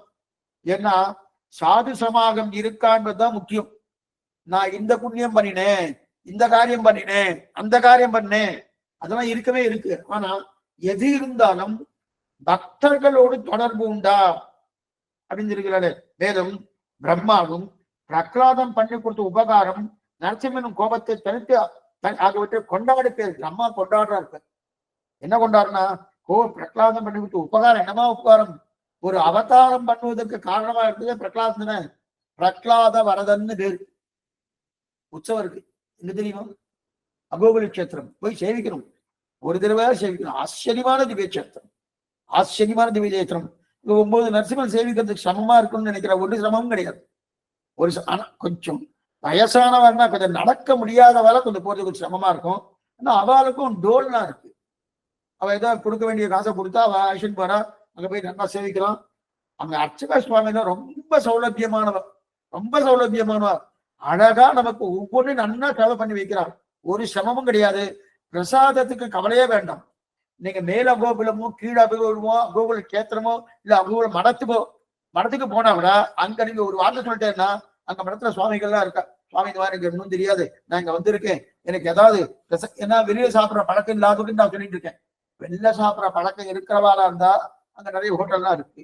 வெளில சாப்பிட்ற பழக்கம் இல்லாதவா சன்னதி பிரசாதம் வேணா ஒரு வார்த்தை சொன்னா சன்னதியிலே சொன்னாலும் போறோம், அங்க இருக்க வார்த்தை சொன்னாலும் போறோம். எல்லாரும் காத்துன்னு இருக்கா அவளை பக்தாவை பண்ணி கொடுப்பதற்காக. எது சொல்லுவேன்னா ஆச்சரியமான திவ்ய கஷேத்திரம் அந்த கஷேத்திரம், அகோகுல கஷேத்திரம். அப்ப அந்த நரசிம்மனுடைய அந்த கோபத்தை இந்த நரசிம்ம அவதாரம் பண்ணுவதற்கு யார் காரணம், பிரகலாத வரதந்தன. அந்த பிரகலாதந்தன அந்த பிரகலாதனை கொண்டாடுறார் யாரு, பிரம்மா கொண்டாடுறார். சரி சுவாமி, இந்த அவதாரம் எத்தனை நாள் நடந்தது, எத்தனை வருஷம் நடந்தது அப்படின்னா எத்தனை நாளும் கிடையாது, எத்தனை வருஷம் கிடையாது, பகல் வேலையும் கிடையாது, ராத்திரி வேலையும் கிடையாது. ஒரு முகூர்த்தம் தான் நடந்தது. அப்ப ஒரு முகூர்த்தம் 1.5 மணி காலம் தான் இந்த அவதாரமே. இந்த அவதாரம் நடந்தது 1.5 மணி காலம்தான், அதுக்கு மேல கிடையாது. ஆனால் எத்தனையோ வருஷத்துக்கு முன்னாடி, எத்தனையோ யுகத்துக்கு முன்னாடி நடந்த அவதாரத்தை இன்ன வரையும் நம்ம பேசிட்டு இன்று வரையும் பேசிட்டீங்கன்னா ராமவதாரம் நடந்தே கிட்டத்தட்ட 15 லட்சம் வருஷத்துக்கு முன்னாடி ஆயிடுச்சு. அது திரேதாயுகம். திரேதாயுகத்துக்கு முன்னாடி கிருதயுகத்துல நடந்தது இது. இன்னும் எத்தனை லட்சம் வருஷங்கள் முன்னாடி நடந்திருக்கு. ஆனா அத்தனை லட்சம் வருஷங்கள் முன்னாடி நடந்திருந்தாலும் ஆனா இன்னைக்கும் பேசிட்டு இருக்கோம். நடந்தது எத்தனை நாள் சுவாமி, 1.5 மணி நேரம். ஒரு முகூர்த்த காலம் தான், 1.5 மணி நேரம் தான். ஆனா அதை சொல்றதுக்கு என்னன்னா, இந்த நரசிம்ம அவதாரம் சுவாமி, நரசிம்ம அவதாரம் 1.5 மணி நேரம் முடிஞ்சிட்டு அப்ப காலட்சேபம் 1.5 மணி நேரம் முடிஞ்சிருவான்னா 10 நாள் இல்ல 20 நாள்ல ஒரு மாசத்துக்கு மேல சொல்லிட்டே இருக்கலாம். அத்தனை வைபவம். ஏன்னா சொல்ல சொல்ல சொல்ல சொல்ல நரசிம்ம வைபவம் சொல்ல சொல்ல சொல்ல என்னமானா புதுசா இருக்கு. எத்தனை உபன்யாசகார் வந்தாலும், எத்தனை காலட்சேப அதிகாரி வந்தாலும் அவ சொல்ல சொல்ல இன்னைக்கு அடியே சொல்லியிருக்கேன், நாளைக்கு வேற யாரும் சொல்லுவா, இதுக்கு முன்னாடி யாரும் சொல்லியிருப்பா, அதுக்கு முன்னாடி யாரும் சொல்லியிருப்பா, எத்தனை பேர் சொன்னாலும் அவ சொல்ல சொல்ல என்ன இருக்குன்னா புதியதாகத்தான் அதுக்கு நம்ம தோன்றதை தவிர நம்ம கேட்ட சரித்திரம் தானே. அது கேட்கணுமான்னா கேட்க கேட்க கேட்க ஆனந்தமா இருக்கு இல்லையா. அப்படின்னா அவர் இருந்தாலே அவ்வளவு நேரம். சரி சுவாமி, அவர் இருந்ததே 1.5 மணி சாவகாசம் தானே, நீங்க ஒரு மாசம் சொல்லுவேன்னு சொல்லிட்டு இருக்காருன்னா அத்தனை வைபவம் இருக்கியா. மகா வைபவசாலி. 1 மணி நேரம் இருந்தாலும் எவ்வளவு நேரம் வேண்டுமானாலும் பேசிட்டே இருக்கலாம். அப்படிப்பட்ட சரித்திரத்தை நாம் கேட்கிறோம்னா, சரி சுவாமி, இந்த சரித்திரத்தை கேட்டவாளுக்கு என்ன பலன், இத சொல்லுங்க சுவாமி, நாங்களாம் கேட்டு இருக்கோமோ. இந்த கேட்டவாளுக்கு என்ன பலன், நரசிம்ம சரித்திரத்தை யாரெல்லாம் கேட்கிறார்களோ அவளுக்கு என்ன பலன், நரசிம்ம சரித்திரம் யார் கேட்கிறாளோ அவளுக்கு பலன் என்னன்னா சரித்திரம் கேட்கும் பாக்கியத்தை மேலும் மேலும் கிட்டும். அவ்வளவுதானா சுவாமி? நான் தான் கேட்டுட்டு மேலும் மறுபடியும் கேட்கலாம், மறுபடியும் கேட்கலாம், மறுபடியும் கேட்கலாம், மறுபடியும் கேட்கலாம். சரி சுவாமி அவ்வளவுதானா? அதுக்கு மேல இல்ல, அதுக்கு மேலே கிருஷ்ண சரித்திரம் கேட்கக்கூடிய பாக்கியம் கிட்டும், கிருஷ்ண சரித்திரம் கேட்கக்கூடிய பாக்கியம் கிட்டும் அப்படின்னு தெரிவிக்கிறார். ஆக நரசிம்ம அவதாரம் இதோடு பூர்த்தியாகுது. நரசிம்மனுடைய அவதாரத்தை கேட்டால் அவனுடைய சரித்திரத்தை மேன்மேலும் கேட்கக்கூடிய பாக்கியம் கிட்டும். அதற்கு மேற்கொண்டு கிருஷ்ண சரித்திரங்கள் என்ன, மேற்கொண்டு பகவானுடைய சரித்திரங்கள் என்ன, அவருடைய அவதாரங்கள் என்ன, அது அத்தனையும் கேட்கக்கூடிய பாக்கியம் கிட்டும் தெரிவித்து அதோடு இந்த சரித்திரத்தை நரசிம்ம சரித்திரத்தை முடிக்கிறார். சரி, இப்ப இதுக்கு மேல ஒரு 4 இது 7ஆம் ஸ்கந்தம், ஒரு 4-5 அத்தியாயத்தாலே நாம வாழ வேண்டிய தர்மங்களை சொல்றார். இதற்கு மேலே 4-5 அத்தியாயத்தாலே நாம் வாழ வேண்டிய தர்மங்கள், அதாவது கடைபிடிக்க வேண்டிய தர்மங்கள், அந்த தர்மங்கள் உபதேசிக்க. ஏன்னா பரம தார்மீகன் தான் பிரகலாதன். பிரகலாதன் தர்ம தார்மீகன். அப்ப தார்மீகனா இருந்தானோ அவன் என்னென்ன தர்மத்தை எப்படி கடைபிடித்தான் அதான் தெரியணுமானோ. அதை பற்றி 4-5 அத்தியாயத்தை சொல்றாரு. அடிய சுருக்கமா தான் பார்க்க போறோம், எல்லாமே சுருக்கமா தான் பார்க்கணும். அப்பன்னா அதே 7ஆம் ஸ்கந்தத்திலேயே 4-5 அத்தியாயத்தாலே நாம் வாழ வேண்டிய தர்மங்கள், நாம் கடைபிடிக்க வேண்டிய தர்மங்கள், பிரகலாதன் தார்மீகன் ஆனபடியாலே அந்த தார்மீகன் இருக்கக்கூடிய நிலை என்ன அதெல்லாம் சொல்லி போறாரு. அதுக்கு மேல 4-5 அத்தியாயம் சொல்ல போறார். அதுக்கு மேல ஒரு அத்தியாயத்துல பொதுவான தர்மங்கள், எல்லா வண்ணத்துக்கும் பொதுவான தர்மங்கள் சொல்றாரு. அடுத்து 3 அத்தியாயங்களாலே பிராமணர்கள் கடைபிடிக்க வேண்டியது என்ன அதை சொல்ல போறார். சத்திரியர்கள் கடைபிடிக்க வேண்டியது என்ன அதை சொல்ல போறார். அப்படின்னா வர்ண தர்மங்கள், வர்ண தர்மங்கள் என்னன்னு சொல்லுகிறார். அதுக்கு மேல இந்த ஸ்கந்தத்தின் கடைசி அத்தியாயத்துல மோட்ச தர்மத்தை சொல்கிறார். அப்படின்னா நான் முக்தி அடையணுமோனோ, முக்தி அடையணும் என்று ஆசை இருக்கிறவன், திரும்ப பிறக்க வேண்டாம் என்று விருப்பம் இருப்பவன், அவன் எந்த தர்மத்தை கடைபிடிக்கணும் என்பதை அதை சொல்லிட்டு அதோடு இந்த ஸ்கந்தத்தை முடிக்கிறார். ஆனா இதுல சுருக்கமா தான் சொல்றாரு. இது எல்லாருக்குமே தெரிஞ்ச விஷயம் தான், சுருக்கமா தான் சொல்ல போறார். ஆனால் எது எதுன்னு ஞாபகத்தை கொள்ளணும். இதற்கு 32 அடையாளங்கள் சொல்லி இருக்கார். மொத்தத்தையும் நம்ம வரையணும். அப்பனா நாம மோட்சம் போவதற்கு 32 அடையாளங்கள், அந்த 32 அடையாளங்கள் தெரிஞ்சு கொள்ளணும். அப்ப ஒவ்வொன்னா சொல்ல போறார், சுருக்கமா பார்ப்போம். அப்ப அதை அத்தனை வரவேற்றுக் கொண்டாதான் பொதுவான தார்மீகர்களாக இருக்கலாம். வேதம் ஒத்துக்கொள்ளும் தார்மீகனா நம்ம இருக்கணும்னாலே இந்த 32 அடையாளங்கள் நம்மகிட்ட இருக்கணும். அதே மாதிரி மட்டும் இல்ல, வேதம் ஒத்துக்கொண்ட தார்மீகர் மட்டும் இல்ல, தார்மீகர்கள் ஒத்துக்கணும். தர்மம் பண்ணுபவர்கள் புண்ணியசாலிகள் அவளும் ஒத்துக்கணும். அப்பதான் அவங்க ஒத்துக்கிறார். அப்படி இருக்கிறாங்கன்னா அப்ப தார்மீகர்களும் ஒத்துக்கிறார். அப்ப 32 இன்னைக்கு வந்துமா சுவாமி? 32 நமக்கு வந்துருமா? 32 அடி ஒன்னும் சொல்லவே இல்லை. 32 வந்துருமான்னா எல்லாமே சுருக்கமா தான் பார்க்க போறோம். 32 ஏதோ 1-2 வந்தா கூட போறோம், 1-2 வந்தா கூட போறோம். 32 பண்ணுமானா அது வராதுன்னு அடியன் சொல்லல, வந்தவா நிறைய பேர் இருக்கா, அடியனுக்கு இல்லை. இது 1-2 வந்தா கூட போறோம். ஆனா சில பேர் விதண்டாவாதம் பண்ணுவா. என்ன விதண்டாவாதம்? சுவாமி 32 வந்தாதான் உண்டு, இல்லைன்னா கிடையாது, இல்லைன்னா ஒண்ணு வேண்டான்வா. அந்த மாதிரிலாம் பண்ண முடியாது, அந்த மாதிரி விதண்டாவாதம் பண்ண முடியாது. அப்பன்னா நான் 32 வரணும்ன்றது நம்ம பிரயத்தனம் பண்ணலாமே தவிர, வரல சுவாமி அதனால நான் பிரயத்தனமே பண்ணல பேசாம விட்டுறேன், ஒண்ணு வேண்டாம் அப்படின்னு சொல்லணும். 2-3 வந்தா கூட போதும். தாராளமா அதை கொண்டு நம்ம ஆத்ம குணத்தை நல்லா சம்பாதிக்கலாம் தெரிவிக்கிறார். இப்ப இதுல முதல் முடிஞ்ச அளவுக்கு நம்ம தமிழத்து கிடையாது. முதல்ல சத்தியம். சத்தியம் இனிமே கொஞ்சம் ஜாகிரதையா நீங்க கேட்கணும். சத்தியம், சத்தியம்னா உண்மை பேசுதல். உண்மை பேசுதல்னா என்ன சுவாமி? பொய் சொல்றது. பொய் சொல்லப்படாது அவ்வளவுதானே. என்ன அது மட்டுமல்ல, சாஸ்திரம் சொன்னவரை உண்மை பேசுதல். ஏன்னா ஒரு பசுமாடு அடிச்சு கொல்லத்துக்கு ஒத்து வரான்னா அங்க பொய் சொல்லணும். பசுமாடு இப்படி போயிட்டு தான் சொல்றா, போகலன்னு சொல்லிடணும். இது உண்மையா பொய்யா? இது பொய் தானே சுவாமினா, அதுவே உண்மை. அதுதான் சொல்லணும் உண்மை பேசுவது. அப்ப என்னன்னா சத்தியம், உண்மை பேசுதல். அதுக்கப்புறம் தயா. தயானா எல்லா ஜீவராசிகளும் கருணையோடு இருக்கணும். அதான் ஜீவராசியத்தில் கருணையோடு இருக்கணும், தயை இருக்கணும். கருணை இல்லைன்னா பிரயோஜனமே இல்லை. ஏன்னா ராவணனுக்கு எல்லா குணங்களும் உண்டு, ஆனா கருணை இல்லை. கருணை இல்லைன்னா கருணை இல்லைன்னா பிரயோஜனம் இல்லை. அதுக்கப்புறம் தபகா. தபகான்னா தபஸ் பண்ணணும். என்ன தபஸ் சுவாமி? சுவாமி என்னால உட்கார்ந்துருக்க முடியல, தபஸ் பண்ண சொல்லிட்டு ஏகாதசி, இன்னைக்கு ஏகாதசி. அப்ப ஏகாதசி முதல்ல விரதம் இருத்தல், உடம்பை தேவையான அளவுக்கு மெலிசா வச்சுக்கணும். அடியே இல்லை, அடியோ நல்லா குண்டதான் இருக்கேன். சாஸ்திரமே என்ன சொன்னா ஒல்லியா இருக்கணும்னு சொல்றது. சாஸ்திரமே ஒல்லியா இருக்கணும்னு சொல்றது. உடம்ப தேவையான அளவுக்கு. ஏன்னா ஒல்லியா இருந்தா தான் ஓடி ஆடி நம்ம கைங்கரியம் பண்ண முடியும். கொஞ்சம் பாரம் ஆயிடுச்சுன்னு வச்சுக்கே, ஒரு 60-70 வந்துருச்சுன்னு வச்சுக்கே, கொஞ்சம் சிரமப்படும்.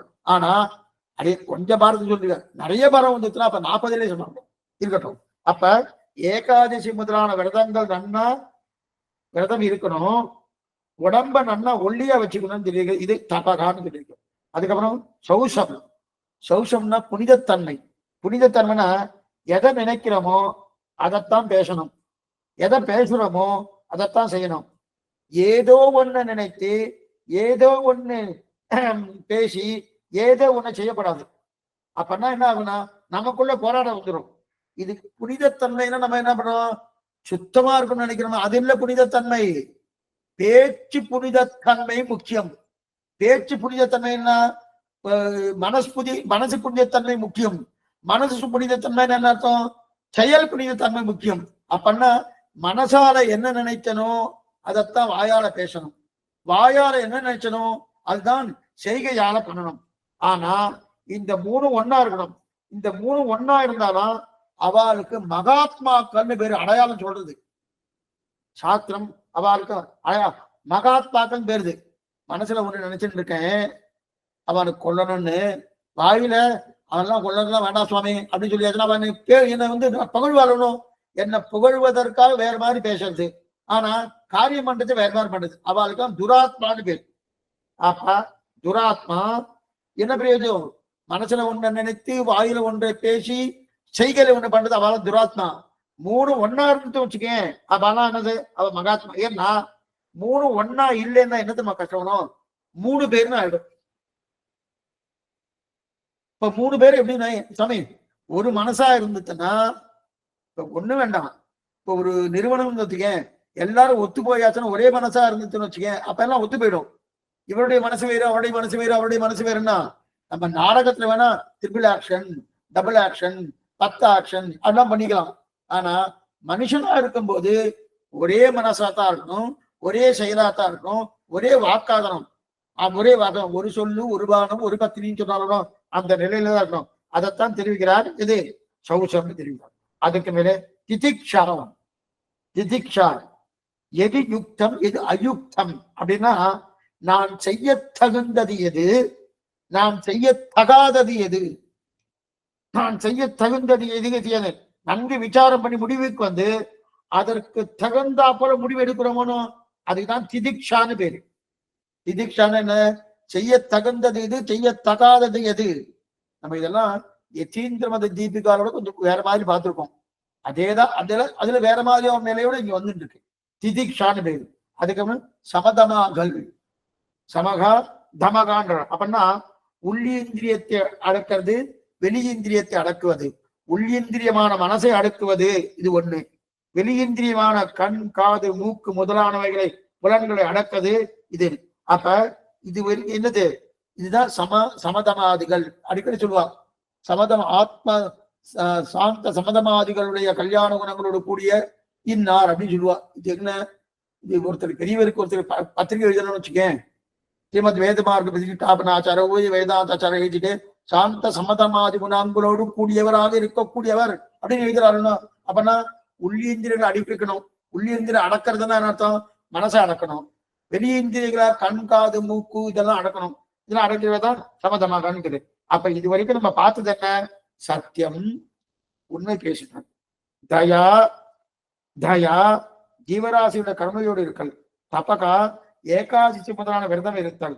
சௌசம் புனிதத்தன்மையோடு இருத்தல். திதிக்ஷா அப்படின்னா எது செய்யணும் எது செய்யக்கூடாதுன்னு தெரிஞ்சுக்கிறது. சமகா தமகான்னா இந்த 7 ஒரு வரியில சொல்லிட்டார். அப்படின்னு ஸ்லோகத்தை சொல்லல, இந்த 7 ஒரு வரியில சொல்றார். அடுத்து என்னன்னு தெரியும், அஹிம்சா, பிரம்மச்சரியம் என்னன்னு தெரிவிக்கிறார். அஹிம்சான்னு எடுத்துக்காரு. அஹிம்சானா எந்த ஜீவராசிகளையும் இம்சிக்க கூடாது. இதுதான் நீங்க சொல்லிட்டே சுவாமி. தயான்னு, தயானா ஜீவராசிகளோட கருணையோடு இருக்கணும். ஜீவராசிகள் கருணையோடு இருக்கணும் தான் தயா.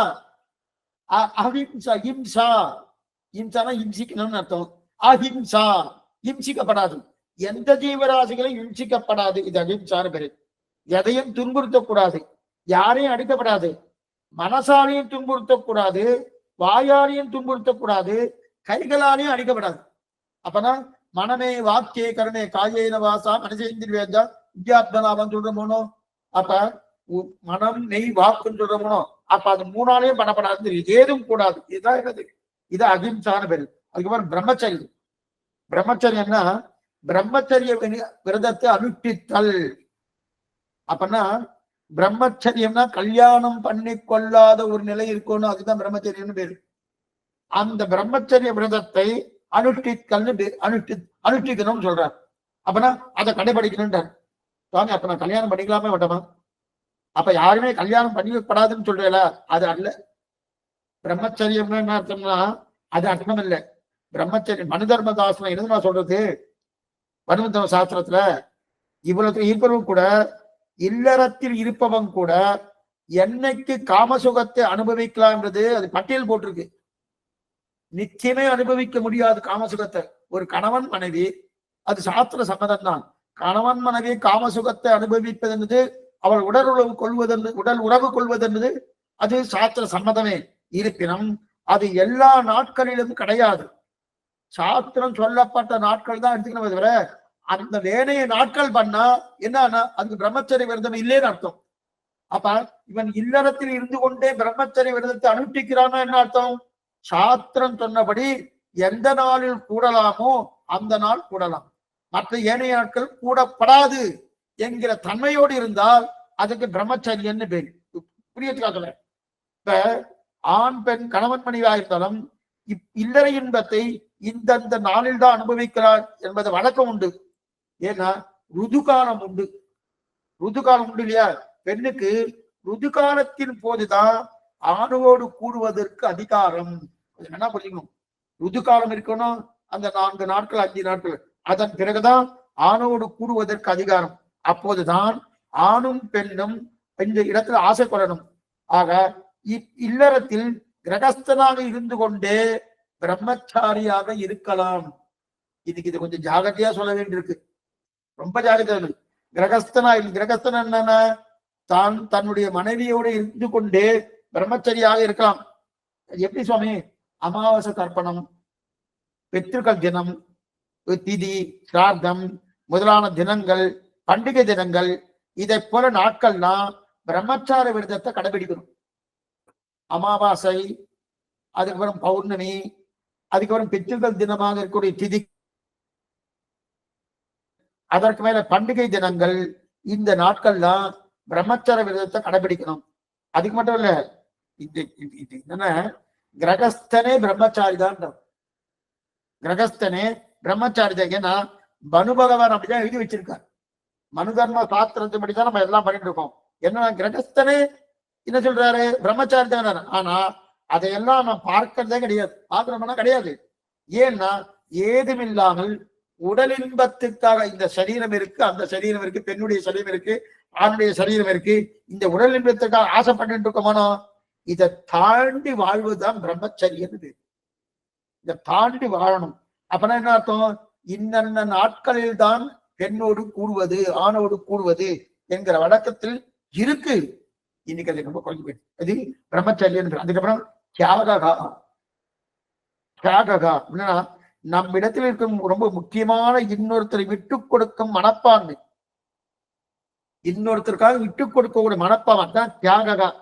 தியாகம்னா அப்படின்னா நல்லதை கொடுப்பது தியாகம். தியாகம் நல்லது கொடுப்பது தியாகம். இப்ப ஒரு தானம் பண்ணணும், அந்த தானம் பண்றச்சே நல்லது எதுவோ அந்த நல்லது தானம் பண்ணணும். ஒரு சுவாமி வந்தார், சுவாமி உங்ககிட்ட நிறைய வேட்டி இருக்கணும், ஒரு வேஷ்டி கொடுங்கன்னு கேட்டார், தானமும் கொடுங்கன்னு கேட்டார். நான் என்ன பண்ணினேன், வேட்டிலாம் எடுத்தேன். 20 வேட்டி இருக்கு. வேட்டிலாம் எடுத்தேன். அந்த 20 வேட்டில ஒரு நல்ல வேட்டி எடுத்து கொடுத்திருந்தா அதுக்கு தானம்னு, அதுக்கு தியாகம்னு பேரு. நல்ல வேட்டிலாம் எடுத்து வச்சுட்டு எது ரொம்ப மோசமா இருக்கோ அதை எடுத்து கொடுக்குறோம், அதுக்கு தானம்னு பேரு கிடையாது. அது மட்டும் இல்ல, நம்ம நல்ல வேட்டி கொடுத்தாலே பக்கத்து வீட்டுக்காரர் வருவாரு, ஏன் சுவாமி இதை கொடுத்துருக்க, நீர் கட்டிக்கலாமே, நீர் பெரிய வித்வன்னர், நீர் கட்டிக்கலாமே, இதை போய் கொடுக்குறாரு, அதை கொடுக்க அப்படின்றா பாருங்க. அதெல்லாம் அது தியாகமே கிடையாது. ஏன் நல்லதா நாம குடிச்சுட்டு கெட்டதா கொடுத்தா அது தியாகமே கிடையாது. அப்ப தானம்னா என்னன்னா, அந்த தியானம் தியாகமே இல்லை. என்னிடத்தில் இருக்கும் உயர்த்தியான விஷயத்தை விட்டு கொடுக்கும் மனப்பான்மையோடு வந்தால் அதுதான் தியாகம். என்னிடத்தில் இருக்கக்கூடிய உயர்த்தியான விஷயம் இருக்கு இல்லையா, அந்த விஷயத்தை விட்டு கொடுக்கணும். நல்ல உயர்ந்த வேஷ்டி, என்கிட்ட சுமாரான வேஷ்டி, நான் சுமாரதை கட்டிக்கிறேன் சுவாமி, அவருக்கு உயர்ந்த வேஷ்டினா அந்த உயர்ந்த வேஷ்டி கொடுக்குறோமோனோ அதைத்தான் தியாகமே தவிர என்கிட்ட இருக்கிறது சுமாரா கொடுத்தனா அது தியாகம் இல்லை அப்படின்னு தெரிவிக்கிறா இல்லையா. ஆக அந்த தியாகம் பண்ணாலே அதுல ஒரு இளப்பிரியாத ஒரு திருப்தி ஏற்படுறது.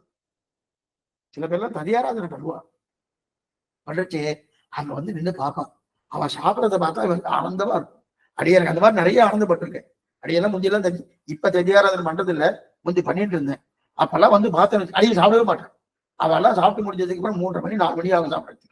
ஏன்னா அப்ப வந்து நின்று வச்சுக்கேன், அந்த தனியார அத்தனை ஸ்ரீவைஷ்டவான சாப்பிட்டு இருக்கச்சே அப்படியே வந்து நின்று பார்க்கணும். எல்லாரும் மாத்தின்னு இருக்கா, எல்லாம் பண்ணிட்டு இருக்கா, பார்க்கச்சே அது ஒரு இனம் புரியாத ஒரு மட்டற்ற மகிழ்ச்சி ஏற்படுறதுனோ. அதே போல நம்ம தானம் பண்றச்சு உயர்ந்ததை தானம் பண்ணிட்டு அவரை கட்டினார் வச்சுக்க, அந்த மதிப்பு, அந்த மகிழ்ச்சி இருக்கு இல்லையா, அதுக்கு சமானமா என்ன இருக்குன்னா ஒண்ணுமே கிடையாது. அத்தனை தூரத்துல அதுதான் தியாக தானம். அதுக்கப்புறம் சுவாத்தியாய, அடுத்தது சுவாத்தியாய, அவனவனுக்கு விதிக்கப்பட்ட வேதமும் ஆழ்வாருடைய திவ்ய பிரபந்தங்களோ அவற்றை நன்கு தெரிந்து கொண்டு விடாமல் சொல்லுதல், இதுதான் சுவாத்தியாயன்னு பேர். சுவாத்தியாயன சுவாமி நாங்கெல்லாம் பெண்களா இருக்குமா சுவாமி, எங்களுக்கு வேதம் கிடையாதுன்னா ஆழ்வார் பாத்திரத்தை சொல்லவே, திருப்பல்லாண்டு, திருப்பள்ளி, திருப்பாவை, கோயில் திருவாய்மொழி, என்னென்ன உண்டோ 4000 தீபம் எது வேணா சொல்லாமே. என்ன ஒண்ணு, ஆச்சாரிய சம்பந்தம் இருக்கணும், தனவா சொல்லாமனோ, அப்ப அவாவா சொல்லணுமோனோ, நித்தியமே திருப்ப நித்தியானுசந்தானம் இருப்பானோ, அது நிச்சயம் சொல்லாமே. நித்தியானுசந்தான் நிச்சயம் சொல்லலாம். சகசநாமம் விஸ்வம் விஸ்வம் அசப்காரகா சகசநாமம் நிச்சயம் சொல்லாமோனோ, இதெல்லாம் சுவாத்தியாயன்னு பேர். அதுக்கப்புறம் ஆர்ஜவம், ஆர்ஜவம்னா நேர்மை. நேர்மை எதிலும் நேர்மையோடு இருக்கணும், எதிலையுமே எந்த விஷயத்திலையும். ஏன்னா நான் ஒன்ன சொல்லி அவருக்கு இன்னொன்னு சொன்னா அது நேர்மை இல்லைன்னு அர்த்தம். நான் என்ன சொல்லணும் அதேதான் அவளுக்கு இருக்கணும், அவளுக்கு என்ன சொன்னா அதை தான் அதையும் கடைபிடிக்கணும். இல்ல இல்ல நீங்க இப்படி வாங்க நான் இப்படி இருக்கேன் அப்படின்னா அது நேர்மை இல்லை. அதான் ஆர்ஜவம்னு பேர், நேர்மை. அதுக்கப்புறம் சந்தோஷ காலம். சந்தோஷம்னா கிடைத்ததை கொண்டு சந்தோஷப்படும். பிராமணனுக்கு சொல்லப்பட்டிருக்கு. யார் சொல்றான்னா, கொல்வண்ணான்மாவடி மூவடி தாய் என்ற கல்வனே மேல வரப்போகுது வாமன சரித்திரம். அங்க மகாபலி கேட்கிறான், எனக்கு 3 அடி கொடுத்தா போறோம்னு சொல்லி வாமன பகவான் கேட்கிறார். அப்ப மகாபலிக்கு சந்தேகம் வந்து, என்ன நீ பிராமணனா, நீ பிராமணனா, பிராமணனா சந்தேகம் இருக்கு. பிராமணன்னா எவ்வளவு தூரம் கறக்கணமோ கறக்கக்கூடிய ஒரு தன்மை இருக்கிறவன் தான் பிராமணன். நீ பிராமணன் தெரியலையே. ஏ மகாபலி, நீ தப்பா பேசிட்டு இருக்க.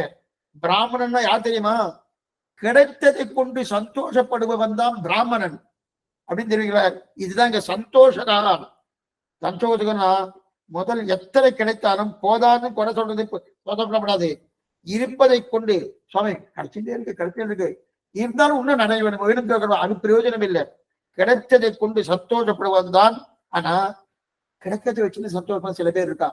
சில பேர் நான் எத்தனை வந்தாலும் விடியாது, போரா சுவாமி போமா சுவாமி போறான்னு சொல்ல, அது பிரயோஜனம். ஆக சந்தோஷம்னா கிடைத்ததை கொண்டு சந்தோஷம். அதுக்கப்புறம் சமத்திரிகு.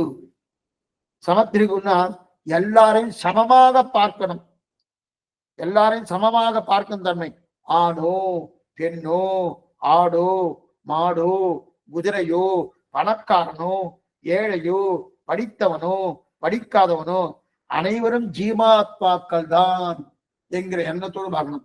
ஒண்ணுக்கொண்ணு உயர்வு தாழ்வு இல்லை என்கிற பார்க்க தன்மை இருக்கணும். ஒண்ணுக்குன்னு உயர்த்தாழ்வு கிடையாது, அங்க பார்க்கிற தன்மை இருக்கணுமானோ, அதுக்குதான் இந்த சமத்திரிகு. சமமாக சமூகம் சர்வபூதேஷு கண்ணனை கீதையில சொல்றான். அப்ப சமமாக பார்க்கக்கூடியதுமே நான் அண்ணா படிச்சிருக்கேன், அவர் படிக்கவே இல்லை சுவாமி. நான் பெரிய காலக்ஷேபாதிகாரி, அவர் காலக்ஷேபம் கேட்கறது கூட யோகியதை இல்லை சுவாமி. அவர் எப்படி பார்க்கிறேன், ஒரு மாதிரி பார்த்தேன்னா பிரயோஜனம் இல்லை. அப்ப சமத்திருதி கிடையாது. அவரையும் தன்னை போல பார்க்கக்கூடிய தன்மை இருக்கணும். அதுதான் சமத்திருதின்னு பேர். அதுக்கப்புறம் சேவா சேவா ஸ்வவிருத்திகின்னு தெரிவிக்கிறார் மனு பகவான்.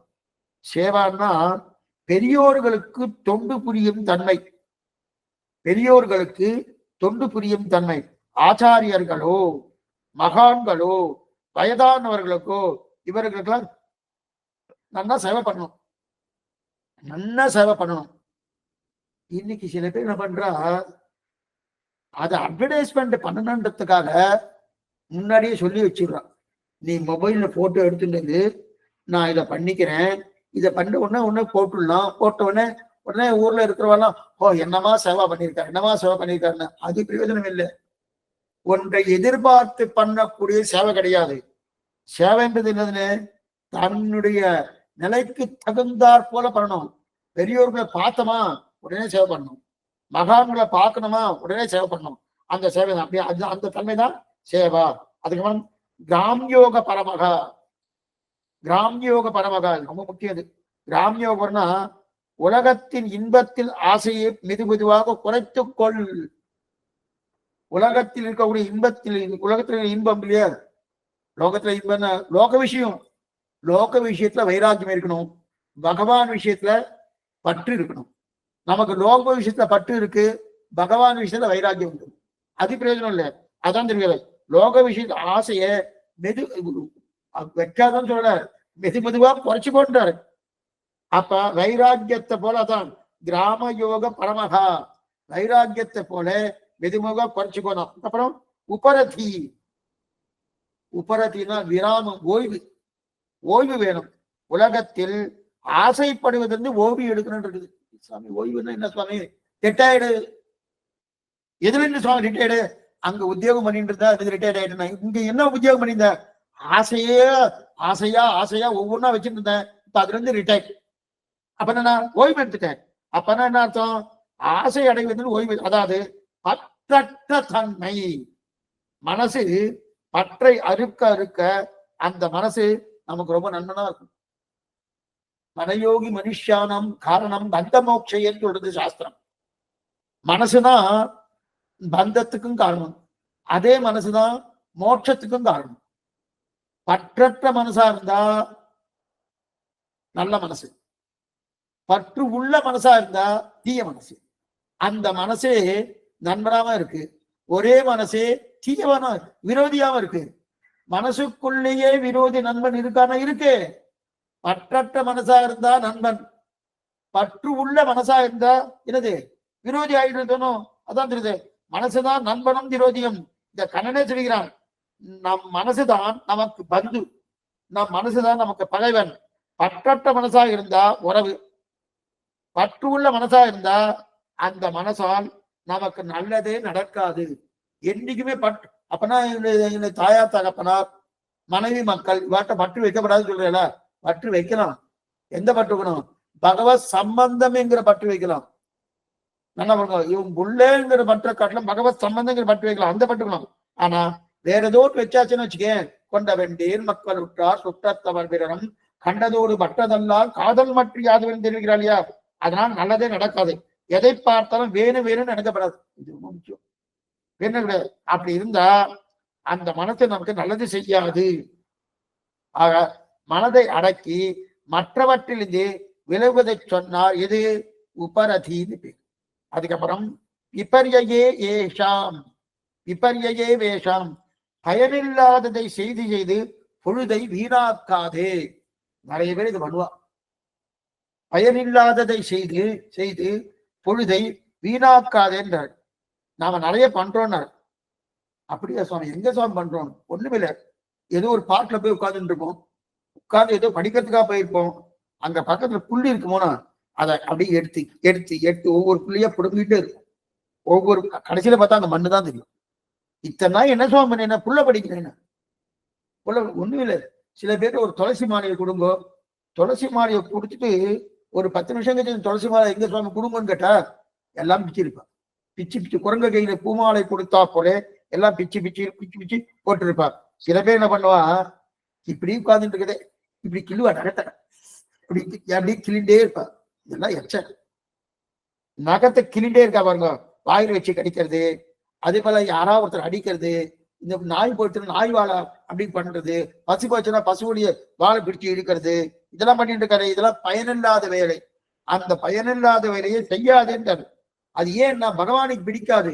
பயனல்ல செய்தி பயனில்லை நெஞ்சே புயல் மழை மன்னர் புரிந்துரை கோயில் மயல்மிகு பொருள் சூழ் மாலிருஞ்சோலை அயன்மலை அடைவது அது கர்மமே. பயனல்ல செய்தி பயனல்லதே, பயனற்றதை பேசாமல் பயனற்றதை எல்லாம் இருத்தல், பயனற்றதை செய்யாமல் இருத்தல். அப்பனா பயனற்றதை பேசப்படாது, செய்யாம கூடாது அப்படின்னு தெரியுது. அதுக்கப்புறம் அடுத்தது உயர்ந்தது, ஆனா அது பண்ணுவது ரொம்ப கஷ்டம்.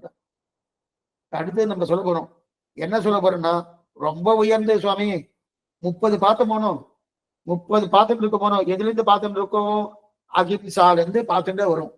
அதுல முதல்ல வந்து சத்தியம், சத்தியத்திலிருந்து 30 பார்க்கணும்.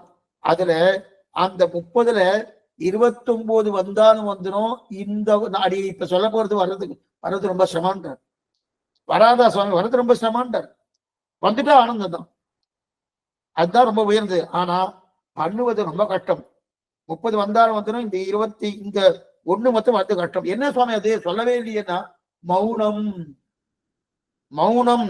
ஆனால் இந்த மௌனம் என்பது நல்லா பாத்துக்கோ, மௌனமா இருக்குமா சுவாமி, எதுவும் பேசப்படாதா, எதுவும் பண்ணப்படாதா, நான் அப்படியே இருக்கேன் சுவாமி. ஏன் என்ன சுவாமி, என்ன இல்ல இல்ல அப்படியே இருக்க பகவத் விஷயத்துல. அப்ப பகவான் முன்னாடி கொஞ்சம்னா ஸ்தோத்திரம் பண்ண மாட்டேன், 4000 திவ்ய பிரபந்தம் சேவிக்க மாட்டேன், திருவாயுடியோ திருப்பல்லாண்டோ திருப்பள்ளி எழுச்சோ திருப்பாவியோ சேவிக்க மாட்டேன். நீங்க தானே சொன்னீங்க மௌனமானா, பகவத் விஷயத்துல மௌனம் அல்ல. சுக்கராச்சாரிய சொல்லல, இங்க சுக்கராச்சாரியன் திணிக்கிற யாருக்கு, பரீட்சித்து மகராஜ சொல்லிட்டு இருக்காரோ, சுக்கராச்சாரம் அதை சொல்லல. மௌனம் என்பது மற்ற விஷயங்களிலே மௌனம், பகவத் விஷயத்தை தவிர்த்து. நல்லா பாருங்க, பகவத் விஷயத்தை விட வேறு விஷயத்தை பற்றி சொல்றார். பெருமாளை பத்தி நன்னா வாய் திறந்து என் நாவினில் வந்து புகுந்து நல்லின் கவி அப்படின்னு தெரிவிக்கிறார். நன்னா வாய் திறந்து வாயார பாடணும், பகவானை பத்தி நல்லா கேட்கணும். ஆத்மாவாகரே திரட்டவியூ ஸ்ரோத்தவியூ மந்தவியூ நிதித்தியாசதவியோகான்னு தெரிவிக்கலையா, காதார நன்னா கேட்கணும், வாயார நன்னா பாடணும் அப்படின்னு தெரிவிக்கலையா. ஆனா இது இன்னொரு விஷயம் என்ன தெரியுமா, ரகசியங்களிலே மிகச் சிறந்தது எதுனா மௌனம் தான் இருக்கு. ரகசியங்களிலே மிகச் சிறந்தது எதுன்னா மௌனம் தான். பேசாம இருந்தாலே ரகசியங்கள் காக்கப்படும். ராணுவத்துல இதை பிரதானம் வச்சிருக்கா, மௌனம் தான் பிரதானம். பேசாம இருந்தாலே ரகசியங்கள் காக்கப்படுகிறது. மேலும் மௌனமா இருந்தாலே உடம்புக்கு நல்லது சுவாமி. மௌனமா இருந்தாலே சுவாமி, அப்ப எதையும் பேச வேண்டாம் சொல்றல, சேவகாலம் பண்ண வேண்டாம் சொல்ல, அது அடி பகவத் விஷயத்தை தவறான்னு சொல்லிட்டேன். பகவத் விஷயம், பாகவத விஷயம், ஆச்சார விஷயம், இந்த 3 விஷயத்தை தவிர மற்ற விஷயத்துல பேசாம இருந்தாலும் நல்லது.